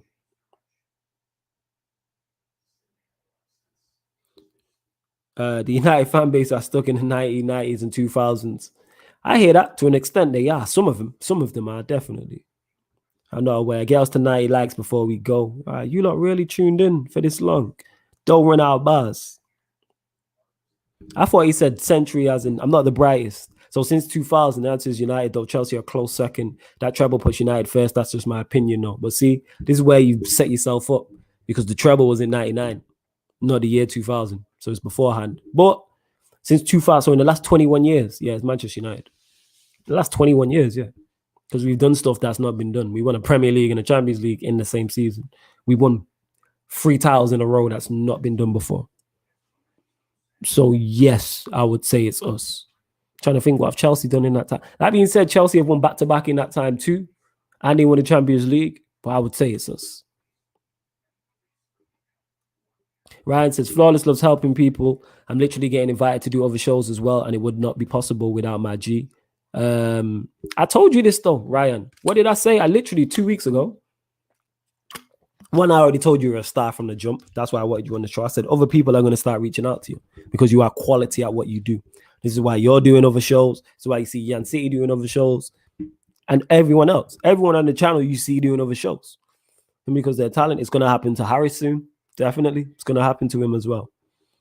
Dante says, been in Northampton coming up to 3 years, came halfway through year 10 and college just been difficult, you get me? Feels like groups have formed and London socializing easily. Northampton quite poor, to be honest. Like I said, yo, FaceTime your peoples from back in London every day. FaceTime, you get me? Like I said, mum, dad, sister, brother, cousin, close friend. And I'm sure there's somebody in this chat who is in Northampton also.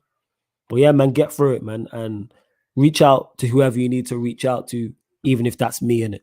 Whoever you want to reach out to. You're talking about, okay. Right. I thought you were talking about the treble. When you say treble, that's what I meant. Flawless, what's your favorite moment when going to Old Trafford? I went to the 2008 season. We won the Champions League. I went to both home legs of the knockout. So the round of 16 and the quarterfinal. Phenomenal. It was. Because one of them, I was in the Stretford end. I was with my sister, actually. It's mad. I was with my big sister at the time. And it was just wild and that. You know what I'm saying? I love it. Just singing my head off. You know what I'm saying? And that my sister, she was there with her boyfriend at the time. And yeah, it was mad. Loved it. It was great. You know what I'm saying?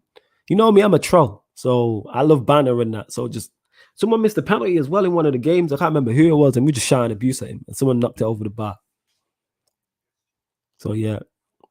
Flawless is actually the GOAT, best United fan ever. Love to that Dupe. I'm not, but thank you, man. I appreciate compliments like that. Thank you. Thank you. You lot give me my flowers in it. So love to you lot for that. And this is why I return the favor and give all the supporters of Sarcasm City their flowers. Are you going to protest flawless against the Glazers? If there's a genuine protest, yeah. If there's a genuine attempt to get them out, yes. If there's a plan of action and like, right, we're going to do this, this, and this, and then we're going to do this, this, and this, I'm on board. I'm not with no half-hearted. We're just going to protest on the 1st of April and then nothing after that. If there's a long-term and if there's short-term and long-term plans and goals, I'm there. You got to plan all the way to the end. That's one of the 48 laws of power. Plan all the way to the plan. Plan all the way to the end. Definitely. Nah, don't downplay it, flawless. You actually goated. Love Prime, man. Appreciate it. Love that. You lot continue to get your questions in. Right, it's been almost 2 hours. Jesus. All right, let's get us to 100 likes since I'm hearing it, because it's saying it's 87 on mine. It's saying 87 likes. It is. Any more questions, you lot? Because I'm literally going to go shortly. And also, as well, after this show, you're going to get the UFC 260 recap at 10 p.m. with Lindrix and Beans discussing the card. What's his name? Is it Ngannou? Ngannou just won. I'm probably saying his name wrong. I will, flawless, go to the protest if you ever decide. Like I said, if there's a legitimate plan, you're going to see me. I've got the green and gold scarf. I still got it. I need to hang it on there, actually. I'm a protest.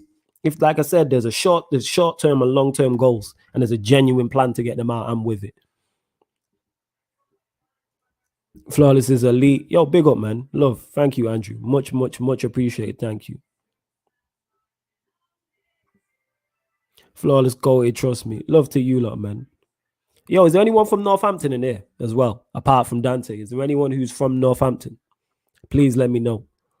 Like I said in it, because we're Sarcasm City, we are now one community. We're all one dysfunctional community in it. We're one big dysfunctional family, but we all got love for each other in it. So let me know if there's anyone. You should do a Marvel versus DC show. My knowledge on Marvel, even though I'm a big Marvel fan, is not enough. And my knowledge of DC is limited. What I will say is, though, the Red Lion Picture Gang, big up Nick, Alan, Mike, that's where you need to go. Subscribe to Red Lion Picture. They've got a playlist on this channel as well. Check them out. Like I said, you'll catch him on the Talk About It Network specials. And Mike is also on the Politics show. But that's what it is. Make sure you go check. Like, that's the channel for you for that type of thing. Because I don't have enough knowledge on it. That being said, I just watched Winter Soldier and Falcon yesterday. I'm probably going to watch it again as well. Big up MB. Flawless is the GOAT and the N'Golo Kante of YouTuber. Man covers half the earth, mad work rate, my G, and I love that. Man said Stamina 99, Free Lungs FC. Big up, man. So many people deserve their flowers like Flawless and Ollie. This is the type of banter I'm talking about. When you go to OT, how does it feel all around mold and leaks? This is what it is. Man's there to watch the football. Flawless, what is your worst defeat when you went to Old Trafford? Who did we get beat by? Have I ever seen us lose there? I don't think I've seen us lose. Because I've not been to you gotta understand, I've not been to Old Trafford in a long time. Because I've not been able to get to as many matches as I would have liked to. So I've not been to Old Trafford in a long time. Episode 2 of Falcon and Winter Soldier, I teared up. What was you tearing up at? Look at you. Oh, bless you. Bless you. Any more questions? Yeah, I wasn't there for the 6-1 against City. Fortunately enough, I wasn't there. I'm trying to remember a defeat. I'm going to ask my sister, actually, because she might remember. But I don't remember. Do I remember a defeat? Oh, yeah, Southampton. We got beat by Southampton when Van Gaal was in charge. That was it. Yeah. Van Gaal was in charge. So that's what I remember.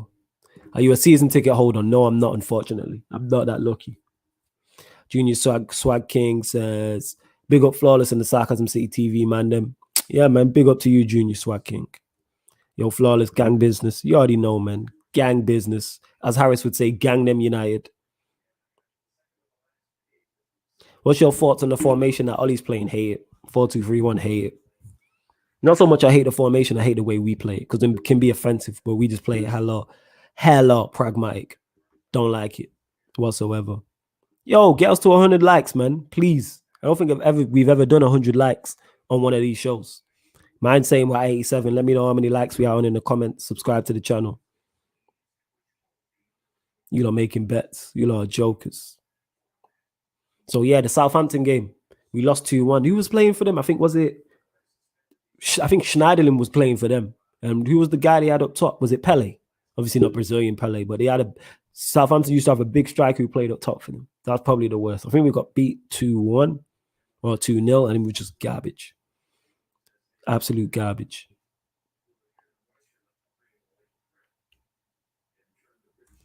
Yo, Flawless, how much is a home game ticket? Need to go, never been OT. It depends on where you're sat and who you get it from, but it can vary anything from 60 upwards. So that's what it is. Yeah, going OT expensive as well. As much as I love United, man, can't just be splashing out £70, £140 over a 2-week period. That's like from 70 to like over £300 to go to 4 home games and that. Like, nah. 88 likes. That being said, I will be going when I go back. 88 likes. Oh, girls to 100. Let's go. There you go. Yan City's trying to help you. Sure, it's like 15 if you're at uni. So yeah, you lot support Dante, man. Like I said, anybody, I mean that genuinely. Let me say that again. If you're struggling and you want to reach out to me and you don't want to do it on the live, just message me. And I will respond. Just message me. We're on 90 likes. Big. What did you tear? I teared up when Isaiah Bradley was talking about testing on us, plus he looks like my dad. That was sad, actually. That was sad. It was. Flawless, tell me 5 United flops of the decade, if you remember. Whew. You testing the memory. You testing the memory. Who's been a flop? Massimo Taibi came in with a bit. Definitely Massimo Taibi. Trying to think, who's the biggest flops? Really can't remember. 5 flops of the decade. I try and forget. See, when it comes to Manchester United losses and bad things, I raise my memory. Taibi sticks out though. More the goalkeepers, Taibi, Bosnich, all the goalkeepers between Schmeichel and Van der Sar. Yeah, that's what I would say. See, Yan City helping him out, man. That's what I love to see. That's why he's saying thanks, Yan. I don't even know what she did, but yeah, love to Yan City helping you out. Ravi says, Yanchester City, big up, loving your channel too. Yeah, make sure you subscribe to Yan City ENT. We'll be back next week, Monday, on there, doing the most. And I'm sure Yan City will have shows in between that as well. Falcao. Yeah, Falcao's a shout. I'd say Taibi, Bosnich, Falcao, Di Maria, actually. That's the one that hurt me because I was gassed. Di Maria and Sanchez. Yeah, Di Maria, Sanchez, Falcao, Bosnich, Massimo Taibi. Or did you say? Yeah, that's what I would say. Even though Bosnich and Taibi were over 10 years ago. But I get, yeah, that's what I'm thinking. How do you get away tickets without a season ticket? No idea. Lucky enough for me, Deviant knows someone. When I went to Everton away, Deviant knew someone who had a season ticket. And then his wife was like, I'm sure you'd rather go with Flawless than me. So then me and him ended up going in. So his wife patterned it. It's his wife's family member, I believe so. Flawless talk about Paul Pogba flopping. You probably think McTominay is the best player in the world, though, right? Falcao was a done. He was just bad at Manchester United. So I would say. And we're at 90. 92. All right, 8 more likes in it. Get us to 100 before I dip. Get us to 100 likes. I'm a dip. Always need a bit of Yan in my life. Respect. Yeah, Yan City certified. Certified. You lot, any more questions you have regarding Manchester United, let me know. Like I was saying, ManDem United will probably be back on Thursday, 4 p.m. Hopefully JV should be on that. Hoping JV should be returning for that. That's what I'm hoping for. That's what it is. This may be a bit of a long question, but what's the best 11 of post-Fergie signings? Jeez. Best 11. We ain't what goalkeepers have we signed? But we signed Romero, so I'd say Romero. Shaw/Teller. Yeah, because Shaw's only been good this season. Probably Shaw/Tellers, Wan-Bissaka, Bailly. Can't think of another centre back. Midfielders, Pogba definitely. Fred, I would put in there, even though he's getting criticism. I don't think he's as bad as people make out. Bruno has to go in there. Martial, of course. What other players would I put in there attacking wise? Di Maria, even though it didn't work out. But yeah, it didn't work out, so I can't put Di Maria in. That makes no sense. Can't think of any more. But that's, I think I named like 8 or 9 there. So that's what I was saying. Keep going. Lousy, hey, we hit 100 yeah or what? We at 9. Mine's saying 92. But my YouTube studio may be moving a bit slower. How many are we on? Quick trivia. Can you name the 11 managers to win the Prem? Sir Alex Ferguson, Dalglish, Mourinho, Wenger, Ranieri, Pellegrini, Mancini, Carlo Ancelotti, Conte,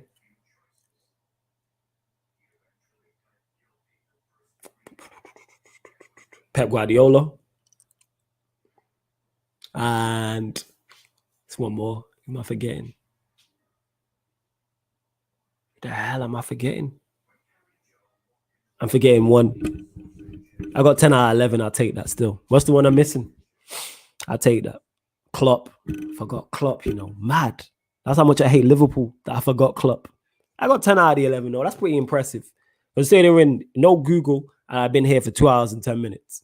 That's impressive. You know what I'm saying? Hey, you lot give me, I want my flowers for that. That was hella impressive. That I managed to pick 10 out of the 11.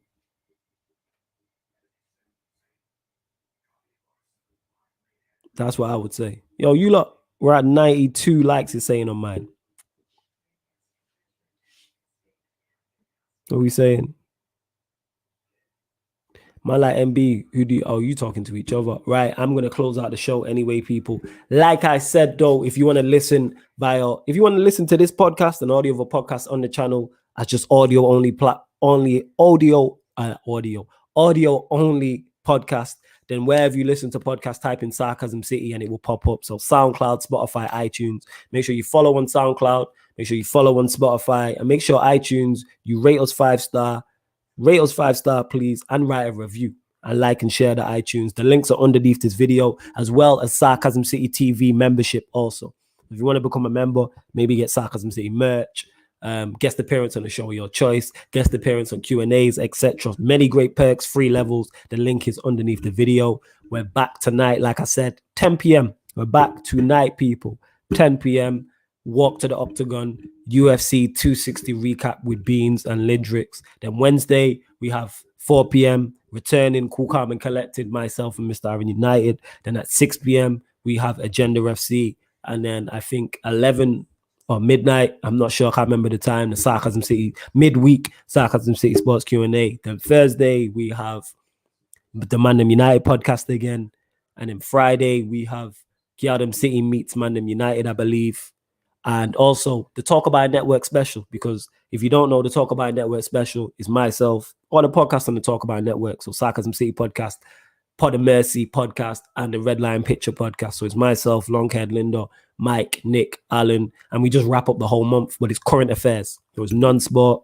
We get waved and bus joke in it. Hilarious and that. Get waved and bus joke. Hilarious. I'm telling you. So make sure you tune into that. That'll be on Friday. And then Saturday, and the weekend, because it's the return of Premier League watch-alongs. So you're going to get Manchester City's game. You'll get Arsenal versus Liverpool. You'll get Manchester City. I can't remember who they're. Yeah, Leicester. So you get Manchester City, Leicester, Arsenal, Liverpool, and Manchester United, Brighton. Plus the Sarcasm City podcast, the sports Q&As. We keep working. Hashtag the show must go on. That's what I will say. Hashtag the show must go on. Do you think Martial can turn his season around with the remaining 14 games? Definitely. If he picks up, say, 7 goals in the last 14 games and helps us win the Europa League and finish second, yeah. Would have been not a good season, but you can definitely, if he helps us win something, like that's money in the bank type of thing. That's definitely money in the bank if he helps us win something. How many likes are we on, people? Please let us know. Love to you lot. Love to all the members in the chat. I'm loving seeing all this green in the chat as well. I can see Yan City there. Taekwondo who's a member. Who else have we got that's a member here? Just going to keep going, scrolling up so I can see. Big up all the members in the chat. Ryan, who's a member.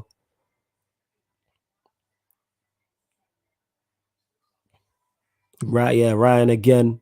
Yeah, man, love to you lot. See, look at all this green, man. Man, love to see it. Love to see it.